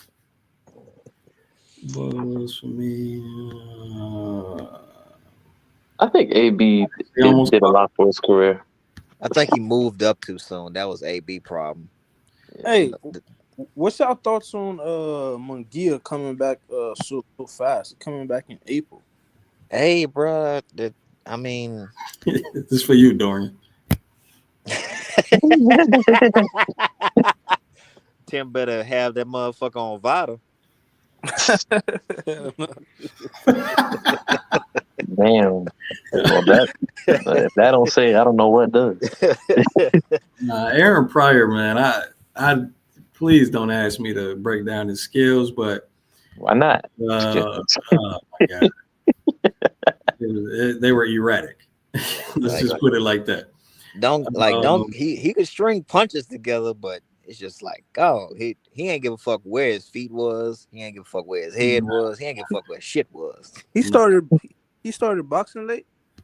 No, he ain't started boxing late. He just came up. He was a crack baby, dog. So he came up in a fucked up environment.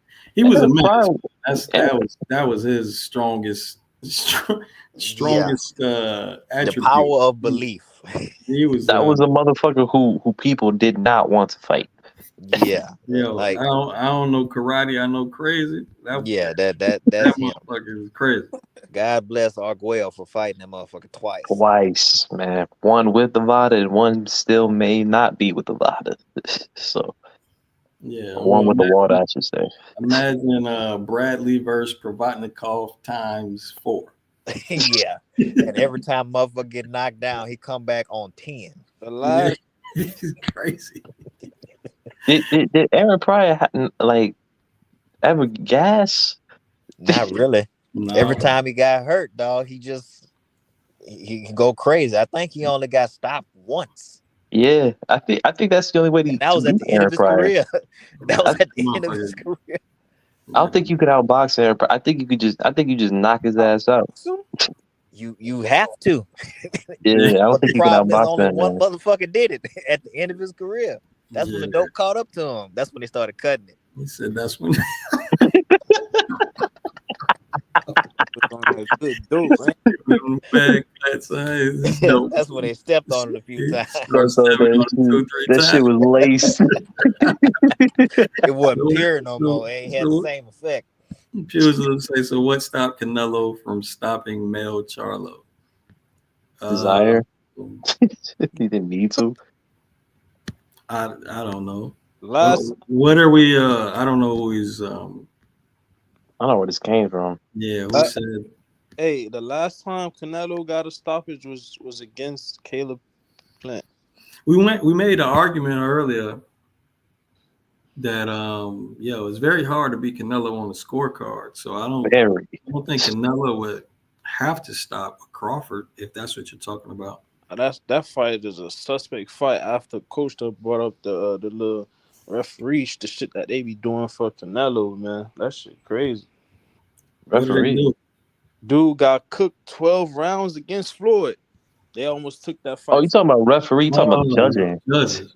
I mean, the judge. That's what I meant to say. I'm tripping. Exactly. Yeah. No, that's what we be saying, man. Like, so. 12 rounds got cooked.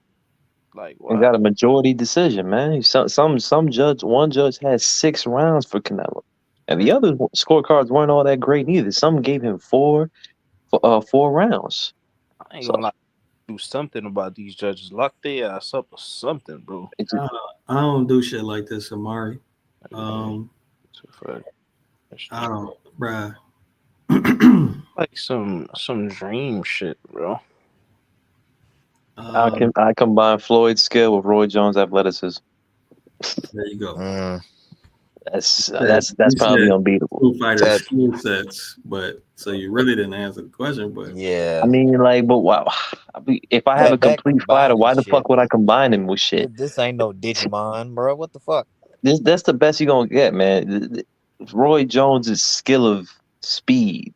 Like, I know that didn't make any fucking sense, but that's the best you can get from me, man. Yeah, I guess put Floyd's IQ and Roy's physical gifts. But you playing weird fucking Frankenstein games, man.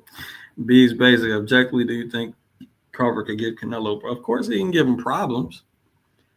Of course, he can give him, bro. Crawford could box his ass off, man. I mean, probably the best counterpuncher you've seen since Floyd. Floyd, yep. But yeah, I agree with you. Weight classes do matter, but that don't mean Crawford can't give him problems. Nah, we seen Jamel went up there and did okay, bro. What? What? What do you mean by okay? Like, you mean like make it to the scorecard? Yeah, he definitely didn't get Canelo no type of problem. He didn't win a fucking round, in my opinion. Maybe one. I would have gave you Amir Khan over Jamel. He never tried to win that fight. He just went in That's there. his problem. Amir Khan was winning up until that knockout, man. Again, you got to train around family. Behind, I don't know what you're referring to. We're so behind that you got to ask full questions. Oh, he talking about the Rigondeaux shit with Loma? The potential shit. Oh, okay. Yeah, he did have by everybody. He has a career win. He has a very big win on his career. He did have a period where like promoters didn't want to give him a shot because Bob Arum shit. Yeah, but nah, it's Tank, man. Who's the most skilled heavyweight? Come on, man, you know better than this, dog. Oh, come on, man. Well, he talking about all the time, all right? Think, if it's right now, I think it's obvious. Yeah, you can't be that broad. Be specific. There's too many motherfuckers over 200 pounds. No, right now it's not obvious. You said the most skilled. I wouldn't get that to Usyk. Fury. I didn't say Usyk. I would think Fury. It's between. What? I'll pick Fury though. I'll pick Fury though. In terms of who do you know that has a deeper bag than Fury, James? Oh, he meant all time. God damn it. Oh, also fuck no. Nah. It's only one guy, man. Well, no, there's not. Hell no, it's no, the fuck is not. The people's champ. Diaspora. Only Fuck one. that. We ain't talking about skill. We talk about greatness, and yeah, you can say Ali, but we talk about skill. That's a conversation I don't even want to think about. Ali was limited. Oh, comment stem from what if Canelo lands that big shot on Bud and just okay. I ain't say that. I forgot who said that. Bro, Amir Khan his chin was suspect. Can't put Amir Khan, chin, and Bud in the same. Amir would throw 4 punches and look to the sky.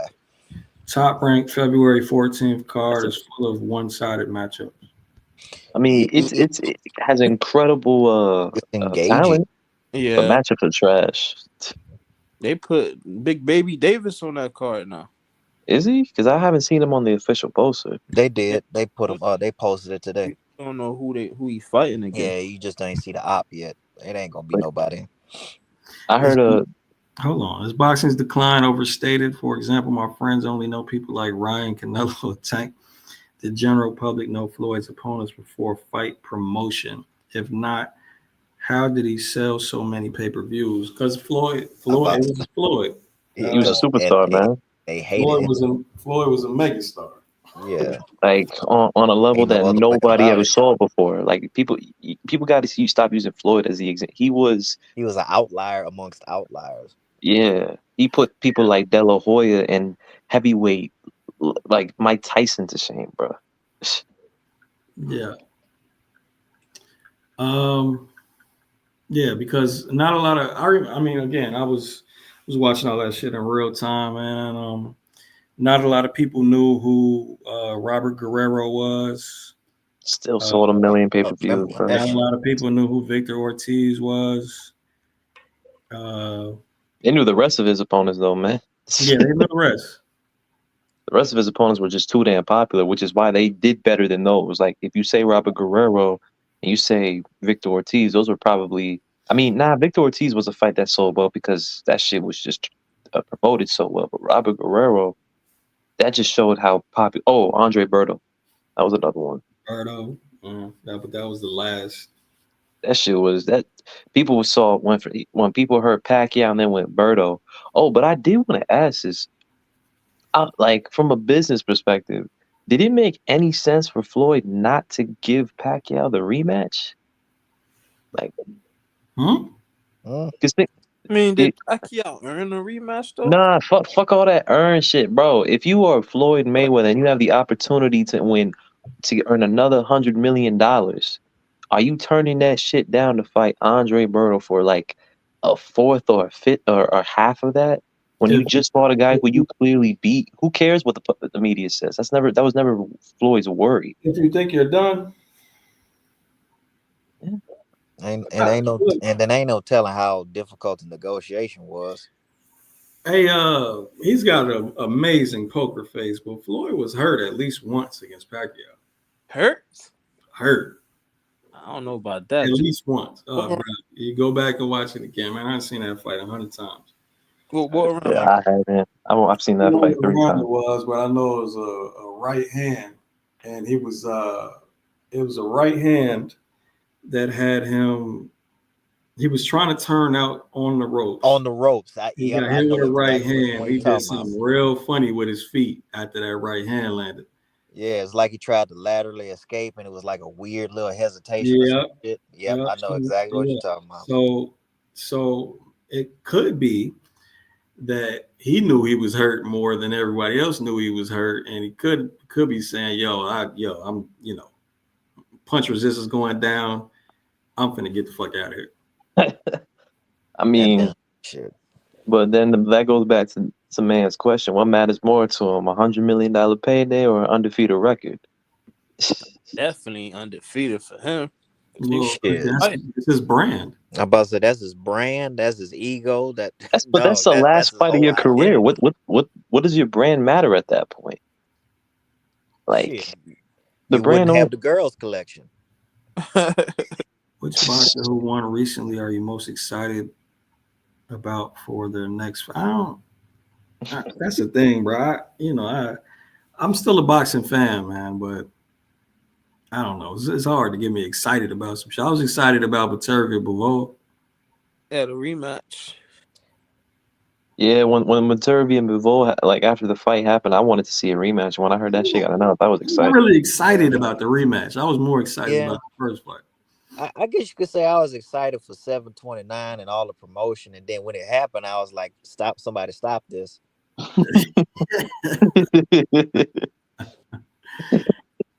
Oh my gosh. um.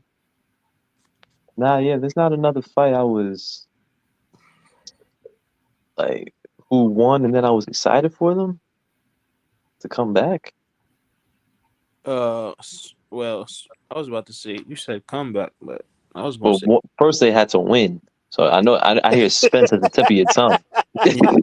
Because I heard I heard an S, and I'm like, I know he ain't about to say who I think about. I heard this, and I was like, Yeah. "That's not Spence, right?" yeah, I'll go with Bud. I thought Pacquiao said the waters of the ocean. Yeah, I heard that bullshit too. See, man, if I'm Floyd and I heard that, yeah, I'm fighting him again. Fuck it, man. Give me another $100 million, man. I'm just more defensive. I know how he fights and shit. I got hurt. I mean, I don't know. I think Pacquiao said Jesus Yeah, he pulled out something like touched that. I'm gonna stay quiet on that though. the Oh soul. yeah, you talking about the Nike brand deal, Dorian? Yeah, that shit went bad quick. That shit went real bad. I don't know why they asking a man that's heavily religious from another country his beliefs on shit like that. Yeah, Oh yeah. that shit was bad. Yeah. He And the talking. Yeah, worst, He nah, talking. we can't say that. yeah, we got Pacquiao on Nike. We now don't have Pacquiao on Nike. Right. They were like, "Yo, you said some foul shit," and the worst part is you didn't even take it back. You just try to Hell explain it. no, you're not gonna take it back because they all believe. How else he gonna get elected president? He's just like, "Look, I'm religious, All man. right. God damn. What round was this? I don't remember the round. What the hell?" Go back and Oh, just go back and watch the fight, bro. It was a good fight. Yeah, I seen that fight card Turkey having in Panama. I forgot who won the card though. In Panama. Can we get a Mayweather Pacquiao film study? We already got it. why? It's on Patreon. It's That was the reason. Hold on. That was the reason I started my Patreon channel because that was the first. Actually, no, that was the third video that got blocked on YouTube. If it would have been the first, that would have made so much sense. They were like, "How the biggest fight in history." Bro, got hit. first video block was about Senicia Estrada. Damn. Bruh. Talk That's how about you starting knew. on a low ball. Fam, I was so disappointed, man. Fam, I didn't think it would get a lot of views. I just wanted to highlight what she was doing. Did it? Uh, and they fucking blocked it. So, but this was before I had Patreon and before I had everything I got today. So I ain't had no real storage space. So I had to delete it.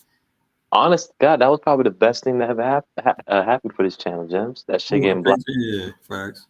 Yeah, like that was a sign. They were like, man, because if that shit would that if you would have Patreon would have happened much later. Some of y'all favorite fights to go back and watch. Pacquiao Marquez 4. I know that's weird. Marquez 3 is one of my favorites. I mean, from a technical standpoint, yes, but man, when I just like that's a fight where I could just 4 is where I could just sit down, not have to analyze shit and be like, damn, that shit was fun as fuck to watch. Roy Jones, Bernard Hopkins. I'd say it used to be fucking Pernell, Julio Cesar Chavez, but they made that shit hard to find. Yeah, that was a dope one. That was a dope one. Call me an asshole, but 729. I can't watch that shit back, bro. I watch that shit on a regular, man. That shit. After watching it live and then watching a replay, I was like, yeah. Under the same ugliness, Mayweather Gotti. Damn. Shit. Oh, you know one fight y'all not talking about? Floyd Canelo. Floyd versus Floyd Canelo was good. That was excellent. Floyd Cotto too. Oh my, Floyd Cotto is one of them. That's like top 5 for me. Yo, Floyd versus Emmanuel Augustus. Nah, Really? Uh, Why? I like that. That shit good, bro. I it was cool, man. and that's That coming was from somebody that's from the same city as Emmanuel. Shit. You ain't fuck. yeah. They if you want to see Floyd throw the most punches that he's thrown, then yeah, Uh, Yeah, Tony Girov, that's one that get me amped every time, even though I know how it's going in. shit. Canelo Triple G too. That was one McCall, really good. shit, damn near any McCallum fight I could throw on. man, bro. I've been watching. I mean, I said I was doing a McCallum study, but yeah, McCallum Tony 1 is dope. Oh man, I have yet to see that fight. Dope. Shit, they had 3 of them motherfuckers. Shit. I watched McCallum Julian Jackson, but that ain't. Yeah, it ain't last that long. Yeah, that ain't last long. Hearns, Hagler. Who? Hearns versus Hagler. I mean, Again, I that don't. ain't last that long. It ain't last that long. Shit. Yeah, I mean, when I go back, it didn't last long enough for me to go back to it and just be like, I don't know. Duran Hagler pretty good. Yeah, that's a good one. I don't know how the fuck he survived, bro. Survive. Hey, one of my favorites to watch on live film study on Patreon was that Tua Ibeabuchi, man. Oh yeah, that That one shit I was dope. suggested. Yeah, yeah, that's another little favorite I like to go back and watch sometimes. Dude had got right. That was Honestly, Tua at his fucking best, because after that he started having iffy performances and shit. yo, but me personally, this one, although the fight was not competitive, I thought it was a technical masterclass in a way. Fulton, bro, like that kind of just. Mm, I was just impressed by how effectively, in a way, used his lead hand in that fight. yeah, Like, I feel you. It was kind of like a deer in headlights performance from Fulton. Hmm. What else? shit. I don't know. It's a bunch of classic fights too, but Yeah, it's type of shit that won't come to you till later. Yo, I got one. This one's like probably on nobody's list. Ali versus Frazier. say it. Sh- Shakur Stevenson versus Kyra Bioff. If I want to see a game of just controls and just turning and shit, I just go back to that fight, especially as a southpaw. Man, if you want to talk about stuff like when Larry Holmes came back, a lot of them, when the ones he had with Holyfield, Yeah, that was going. Ray Mercer, like, cause that's when his legs was gone. He was all physical controls at that point. That shit was entertaining as hell to watch. Old Holmes. Yeah. But I don't know how he came back. He came up from getting smacked by Ernie Shavers, bro. Oh yeah, shit. Like He what? was asleep when he got hit. The motherfucker woke up when he hit the mat. Chavez, Meldry Taylor 1. Oh, Mm. shit. De La Hoya Chavez won. I know it was short, but that was just a beatdown. I can't remember what fight it was with Nate Campbell, but it was the one he was winning the fucking fight, and he was fucking around and put his hands down and got slept. I can't remember what fight that was though. He was up on the fight and started bullshit and put his hands down and got slept.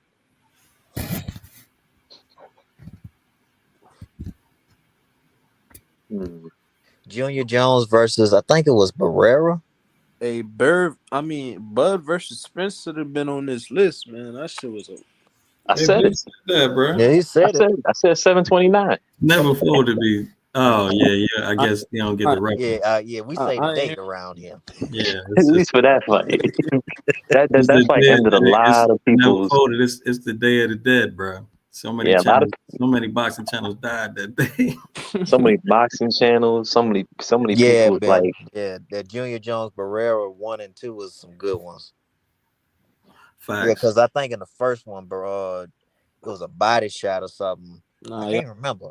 Y'all boys call that shit a Dead. Yeah, Crazy. Roman Estrada 2 was cool. One was cool. Shit, That's man. versus Gomez. What's the Gotti versus what you call that white dude? I forgot. Ward. Gotti Ward. Gotti Ward. I The mean, casuals fandom. yeah, super entertaining, sure, but I don't know. Leonard versus Hearns won, of course. Yeah, that's a no-brainer. Thurman versus Porter was an entertaining fucking fight, bro. Ooh, Pryor Aguayo.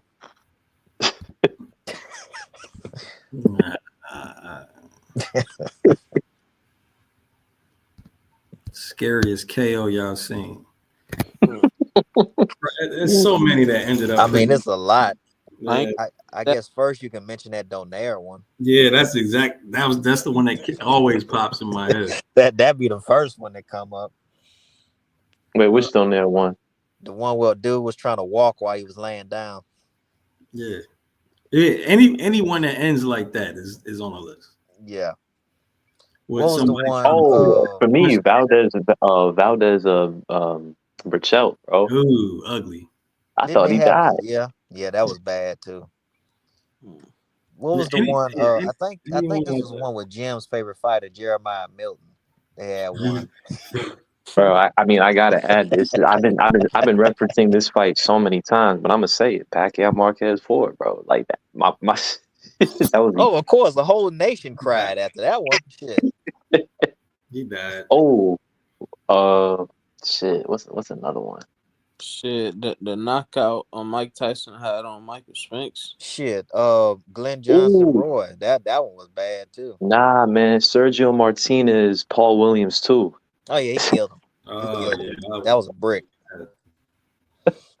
Yeah, that was a brick. I would say Jones Tarver, but it wasn't as bad as his other one. Yeah, the Jones Tarver wasn't bad. I'd say the Glenn Johnson. I didn't even see it. A bit worse because he was stiff on that one. Yeah. Oh man, shit. I don't like his resume, but Tank Santa Cruz, man. That's oh yeah, that's right. Body shot, fucking Ray Mercer damn near killed Tommy Morrison. Oh yeah, that was one of the nastiest KOs I've ever seen. That motherfucker got caught up in the ropes. He hit his ass with about 6 more right. Yeah.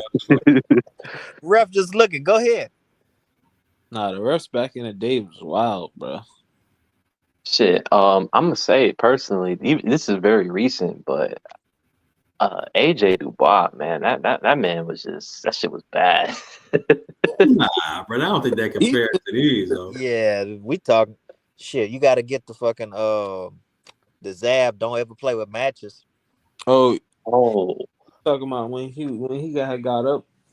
Yeah. Oh my god, when he fought Zoo. Yeah. Oh yeah, I don't know why I ain't mentioned this, but that shit, Hearns Duran was. Oh yeah. Oh my god. It's a miracle Duran came back from that shit. But the Douglas Mike Tyson, man. Nah. If you don't use Buster Douglas, I would have used. I'm about to say because Mike was still trying to get up. I would have used Holyfield. That would have been better, but I still. You either got to be straight up sleep, or you got to be incoherent. Nakatani Jason Maloney. Yeah, that boy was fucked up for a good little minute. Yeah. That man, he split that man in half. Yeah, Pacquiao had him. There's one of them. Yeah, that was nasty. Oh my. Canelo Khan. Yeah, you got to mention that. Nah, bro, that Khan shit was crazy. Larry Holmes beat the shit out of Joe Frazier's son. That was another one. Yo, Dorian, you put it in the chat. That guy that Crawford knocked out in his earlier days when he had the braids. Oh yeah, that one. Yeah. When it was, I think that was the one Triggs that put up in there. Yeah, that one. Yeah. That shit was bad, yo. Yeah, with the overhand he caught him with. Yes. Yeah. While Crawford was cutting off the ring, shit, man. Julian Jackson got a couple of them. Yeah, he got a couple bodies, bro. All his shits be like an instant light switch type of knockouts. Yeah, facts. What was that one Michael Nunn? Michael Nunn got one. Damn, it was in the first fucking round. I can't think of his name. Fuck, Body Shot might know what I'm talking about. He caught him in the first round, slept him. damn, I can't think of that dude's name, but it was a Michael Nunn one. And it was like for a world title. He called his ass Sambu Columbe. There we go. Yeah. And body shot was on it. Wilder Spilka was bad. Yeah. What was the one? Stavern. There's the Stavern one rematch. Oh, Amir Khan. That one was good. That's the very one was wild. Yeah, that wild. He made the man do the fucking Matrix. That was down bad. Yeah, Wilder got a few up. Hey, Wilder got a lot of them. They meme the fuck out of Stavern. Yeah, I remember that shit. That shit was bad. That he was everywhere. This man just tore both his ACLs. The fuck out this dude. They still use that shit to this day. They still use that Eddie Ayoke from on that Pacquiao joint. Yeah. Oh, yeah, they do. Oh, Wilder Ortiz too. Oh yeah. Yeah. Yeah, Wilder got a few. Anyway, I'm glad ain't no more questions. Distracted them. Took me so long to catch back up, man. To put a smoke screen over their eyes real quick. They said Wilder coming back though on Black Prime. Yeah. Yeah, against Zurdo. Yeah. Greg Hackett and I don't remember. Brian Norman Sr. on the undercard. Wait, it's gonna be on a Greg Hackett card? Shit. Just talking. Yeah, probably, bro. See, I vaguely remember Lemieux Stevens. Vaguely. Lemieux Stevens. I think didn't David knock him out in the first round? That Lemieux Stevens shit's funny. Didn't Benavidez knock out Lemieux in the first round? Nah, it was third, I think. Okay. You know a funny one? What's the dude that fought against Triple G? That was talking mad shit. He was on some Stevens. That was Curtis Stevens. Yeah, like he got fucked up. Yeah, when he got knocked down, he was wondering what hit him. Yeah, I remember that. That was Curtis. Steven, it's simply a jab where you're pressing off your back foot, trying to get, maximum velocity and Joey, putting the ground into your jab. James, I got the same question you got. Why you so light skinned?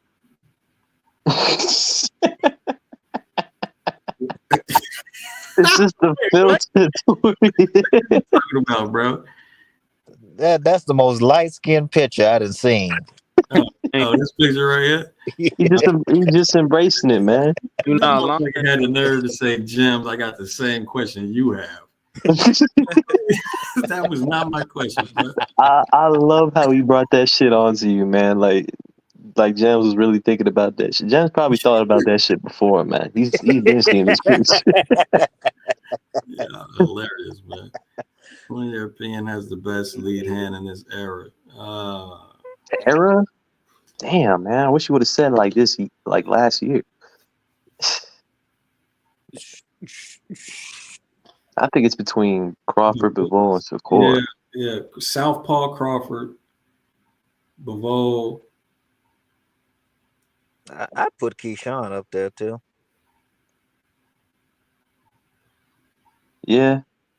It just feels weird putting him there, man. I know, but the I know, been fast tracked shit. I agree with you. I 100% agree. It's just like, man, when you hear the word era and you say not even a champion, yeah, it's just like, what the fuck? So, I'd actually say Arrow had a shot, and if it didn't go to shit against another southpaw. Wait, the best lead hand?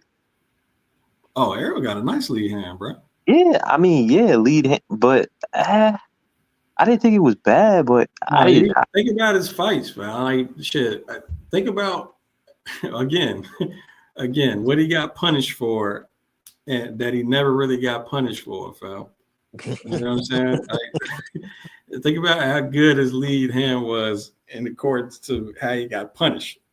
Damn, I ain't never had to catch a jab and jab before. But his his punch traffic game, his lead hand controls on orthodox fighters was really good. Yeah, but I didn't see him throw a lot of like use his leading hand for a lot of feints and shit, man. You think about more so in the sense of like his probes and pins. Because why would you? Well, if you're always trying to jab joust, well, you're not really feinting like that with the lead hand, bro. Yeah. I mean, yeah, but that's if your opponent, like what do you call it, engages in the jab joust. If he doesn't, then you don't. There's nothing to jab. I guess at that point you just throw a jab. I'm gonna let you argue with yourself. Speaking of Spence, man, I heard there's some news, nothing official yet, that there might actually be a date for this man. Man, what the fuck? B's basic what? What's your thoughts on a lot of people? This one, hey, Rob said I look like Drag On from the Rough Riders, bro. God damn. That's how I know you ain't black, bro. We all don't look alike, sir. That's a hell of a deep cut, man. God damn. James don't look like anybody I know. Just like I'm gonna keep it above with you. I can't think. I told you, Kumo D. Yes, hey, it's funny. Rob, the only person that remember we was talking about that shit, Joey. Who gonna figure out that that's me in the video? Oh, I told you, man. I'm like, Gems. I didn't even see it until I watched it again. I'm like, oh shit, that's Gems. Niggas don't be paying attention to shit, dog. Cause school was like the center of the fucking like intro and shit, man. He's the one talking. You the one in the back clapping and shit. Like, you would have thought he was boxing Gems and you were school at that point, man.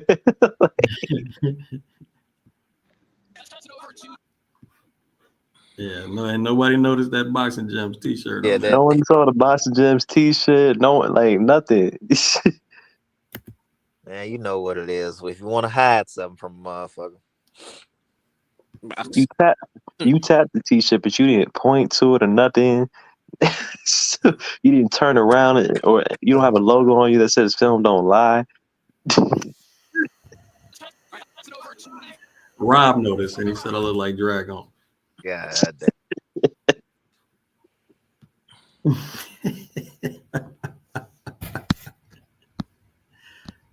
You were his cut man. No. Fake cut man.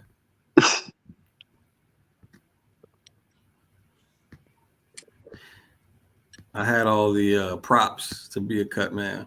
Just gonna hand them to the actual cut man. I was gonna hand them right to Coach Bermudez. Like, yeah, I don't know the name of none of this shit. Just grab what you need. Right, you need to. Yo, this low key out of my expertise. Nah, I don't think people understand. It's more to it than you know. Yeah, that's a sub trade. Goddamn.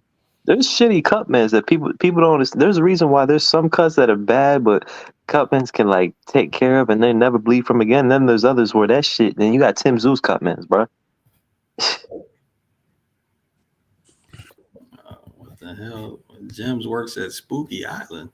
Nigga bringing up Scooby Doo. Fuck. He said Gems looks like Penny Hardaway.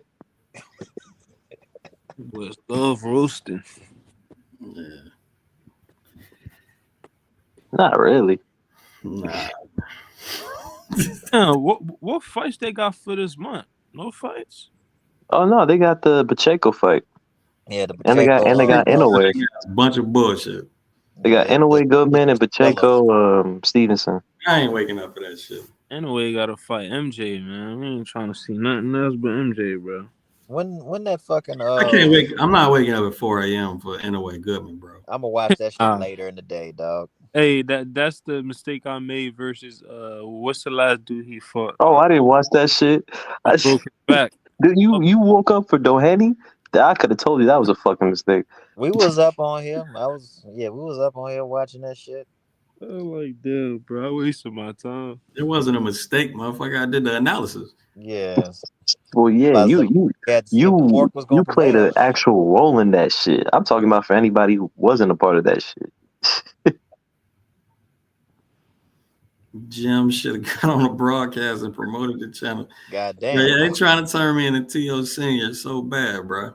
Nah, not even, man. You could have said Boxing Gems film. You could have said exactly what school You said. wouldn't have heard me because I was further back from the camera and the commentators were talking.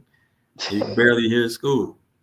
I heard. I mean, nigga wanted you to scream at the top of your lungs. Phil, no lie, y'all. Hey, I guarantee you did that shit. Everybody would know who the fuck you are, though, James. It's me. And a producer with a cutaway. All right, now. It's me, y'all. People would tune in just to see the intro, dog. You're right, because I'd have looked like T.O. Senior. I told everybody. Fighter's moment after he won the fucking fight, bro. My knockout in the first round, man. I'm not stepping in front of this nigga. I'm not doing nothing y'all talking about. Let me shamelessly plug my goddamn barbecue. Just do you. Just do you. Feel me? Thanks, bro. Yeah, James. In case you were thinking about not doing you, man, just a quick reminder. Just in case you thought about doing someone else. I'm trying to tell him. Pause. Yeah. Do some wild shit. You feel me? Try to take the spotlight, but just do you. Nah, we were just fucking around. Yeah, that's what that's what I'm gonna do. I'm gonna get a Boxing Gems costume, like a big blow up dude with Joey in it. Have a motherfucker walk around the giant diamond. It's gonna say exactly what he's telling me to say. Just say film don't lie. That's it. I ain't gonna lie. If you want to talk, you gotta say Boxing Gems because everybody be hearing films don't lie. You said what? If you gonna talk, you gotta say Boxing Gems so people know. Cause a lot of people be saying films don't lie. What? Who else say film don't lie, bro? I heard that shit a lot of people. I don't know if they say it like They say, "Yo, have you heard of film don't lie, man?" They'll say people lie, but film don't. That's a different take on the term, though. On the phrase, I mean. I've heard it before though. If you've heard film don't lie, it was probably from another sport. Oh, is it still a Scooby-Doo reference? Basketball then. Yeah. Yeah, you talking about the fucking Scooby-Doo movie with the people and shit. Oh, I ain't never seen you so childish. With the no, just fucking around. I don't know where you get the finding hamburgers in the woods part from. That's other shit. B's basic, bro. What you on, bro? Jesus Christ. If you had to start over as a casual, why? How would you learn to break down exactly what's taking place in the ring and what's some good starting points? If you had to start over as a casual, bro. If I started over as a casual, fam, I'd have got online and eventually I'd have stumbled into Boxing Gems. Nice segue. Feel me? Most honest question you can give, just Boxing Gems, bro. No cap. Boxing Gems would have found Boxing Gems. Right. And then also it depends. And then you add like the gym part. It depends on your gym culture, bro. You might fuck around and end up in an unlucky situation. I was just like, I don't know what makes you think I wasn't just like all of y'all looking for a great breakdown channel. Bro, it's not too many of your type of channels on YouTube, bro. There's none like it. And that's not even me trying to be. That's not even me trying to ride coattails and none of that shit. I look for them. Yeah, that's how I found Jim's page years ago. I'm looking for films and shit. I don't see shit. I'm like, and I see you. It's not a lot. Wait, cooking. I'm about to say you either have people making period pieces or conflating historical shit with skill sets, and then you have like a few people here and there. One of which I ain't gonna reference but he's mentally inept out here feeding misinformation. Go and spar, you'll understand what's happening better. No, you're gonna get your ass whooped. Hell no, you trying to get better. You go on Sparring, you're gonna understand boxing. That is the biggest load of bullshit. Yeah, bro. Grim.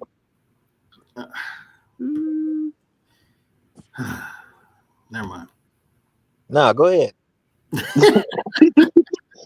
Dorian just loved that shit. She's like, nah, say it, man. Let the intrusive force win, James. I find it hard to believe that somebody that boxes would say that. He boxes saying that shit? I don't know. He got gloves for a profile pick, but somebody that boxes, somebody that's actually been to a gym, you know goddamn well them people in the gym ain't nothing about boxing, bro. They literally have a dude in the Patreon right now because I answered this question while we on this live.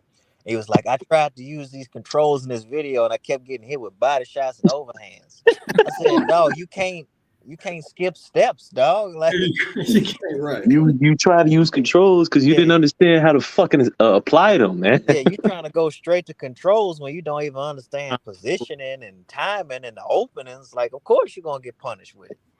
He's like, so if he throws the overhand, can I use the control right here in the middle of that shit? No, man, you get the fuck out the way. What people misunderstand, they think controls is a skipping his fundamentals. Like, but that's the biggest thing, Joey. Motherfuckers skip steps and that's how you end up with people like Ray Ford, where he'll be doing high level shit, but you can tell he skipped a lot of fundamental shit along the way. I say Ryo, man, with his ugly ass pills. The luckiest generation for you talking about as boxing fans, I hope, because that 60 was born in the 80s, but yeah, we had to go through a lot of bullshit when it come to regular life. I'm about to say, Weren't you in smoke-filled rooms? Right, smoke-filled bars, smoke-filled restaurants, smoke-filled cribs. Like, bro, I went through all that shit.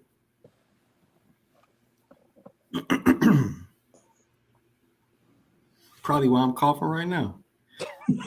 Residual secondhand smoke. But boxing wise, nah, man. Again, I think the best era of boxing was the 80s, and in the 80s, I was born in 84, so I mean, obviously, I missed it. I definitely didn't understand what I was looking at 4 years old. Hell no. Shit. You probably don't remember any of them fights. Nah, so my first fight I remember was 5 years old. Who was that? Wait. No, wait. I might be lying to you. Yeah, I'm about to say shit get foggy now. 5. I don't remember a fucking fight at 5. Might be lying to you. Memory though. It was a Tyson fight. Let me see. Tyson before he went undisputed?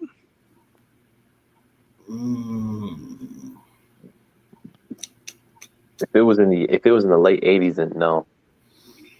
You know what? No, couldn't have been that. Who the fuck was it? He thought it was Spinks. Like Mike Tyson 80 was crazy. That's the best era of Mike Tyson. That was the only shit.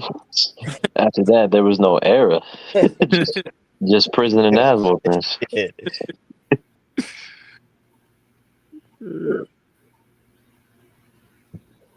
That's crazy. He literally, as soon as the 80s ended, that's when he got his ass whooped. Yeah. Nah, all right. Yeah, I lied. It had to be Tyson Ruddock. Damn. Oh yeah. So you was around 7. And of course, you know, I'm just excited because the grown folks around me was excited. Yeah, that's really about it. You kind of get influenced by that. You didn't know shit of what was going on. Hell no, you just watching these niggas hit each other. Shit. Exactly. I don't know about y'all, but at 7. I grew up around grown folks that would watch that shit and then encourage the young folks to fight just like that in front of them to keep them entertained in between rounds. Tuesday Yeah, night I fights mean, on USA. Yeah, that's a minute ago. Nah, well, I had Tuesday. the first fights I would see was like I said, I come from a violent place. You just watch motherfuckers fight, and then your older brother. I mean, that's just how that shit I is. didn't think he was counting that, Dorian. Nah, that shit. Nah, I mean, Joey brought that shit up. I nah, figured that's what he that shit meant. happened during fights. like that was like the adults' entertainment in between shit. Like, oh, hey, well, there's a fight that hasn't come on yet. Oh, let's put these two kids in front of each other and watch them fight. Oh yeah, I've seen that Uh, shit before. yeah. It was very barbaric, Yeah. but yeah. That shit sounds similar to my fucking first fight. I fought my my older brother, best friend, little brother, Shit, me too. and them Brother, motherfuckers best organized. little brother.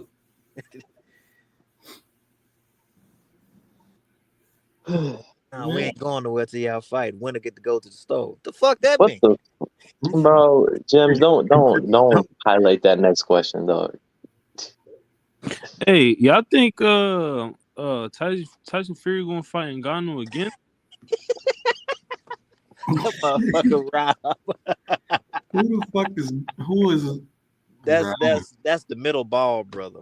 That's the ball brother that didn't make it. Oh, he's a rapper now? Yeah. Well, yeah, he didn't make it. He made a song that's going viral. Right. Just because he didn't make it to the league don't mean he got to turn into a rapper, bro. That's exactly what that means, man. You got to go He different don't want to avenues. go overseas, bro. That's all it is. So he started rapping. Motherfucking Joey, mean jump shot and crack rock, huh, Joey? Apparently. Okay. Sure. Y'all some fossils. Damn, Julio. Shit, not all of us. Keep waking up in the morning. We might be related. What? What the hell that mean? I don't know what that means. On that note, no relation. Why I stayed on this long, man. Questions been done. Yeah, this was interesting. You gonna do a part 2 of this anytime soon? Nope. Is y'all watching the NFL playoffs? Nope. You don't watch football, Jim? I watched it this year because I was in the fantasy football contest. Ooh. And now Boxing Jim's fantasy show. Yeah. And that's where the idea came. I lost the championship game, man. It's tragic. But by 11 points, which is not close. But anyway, yeah, I'm out. All right, James. Peace.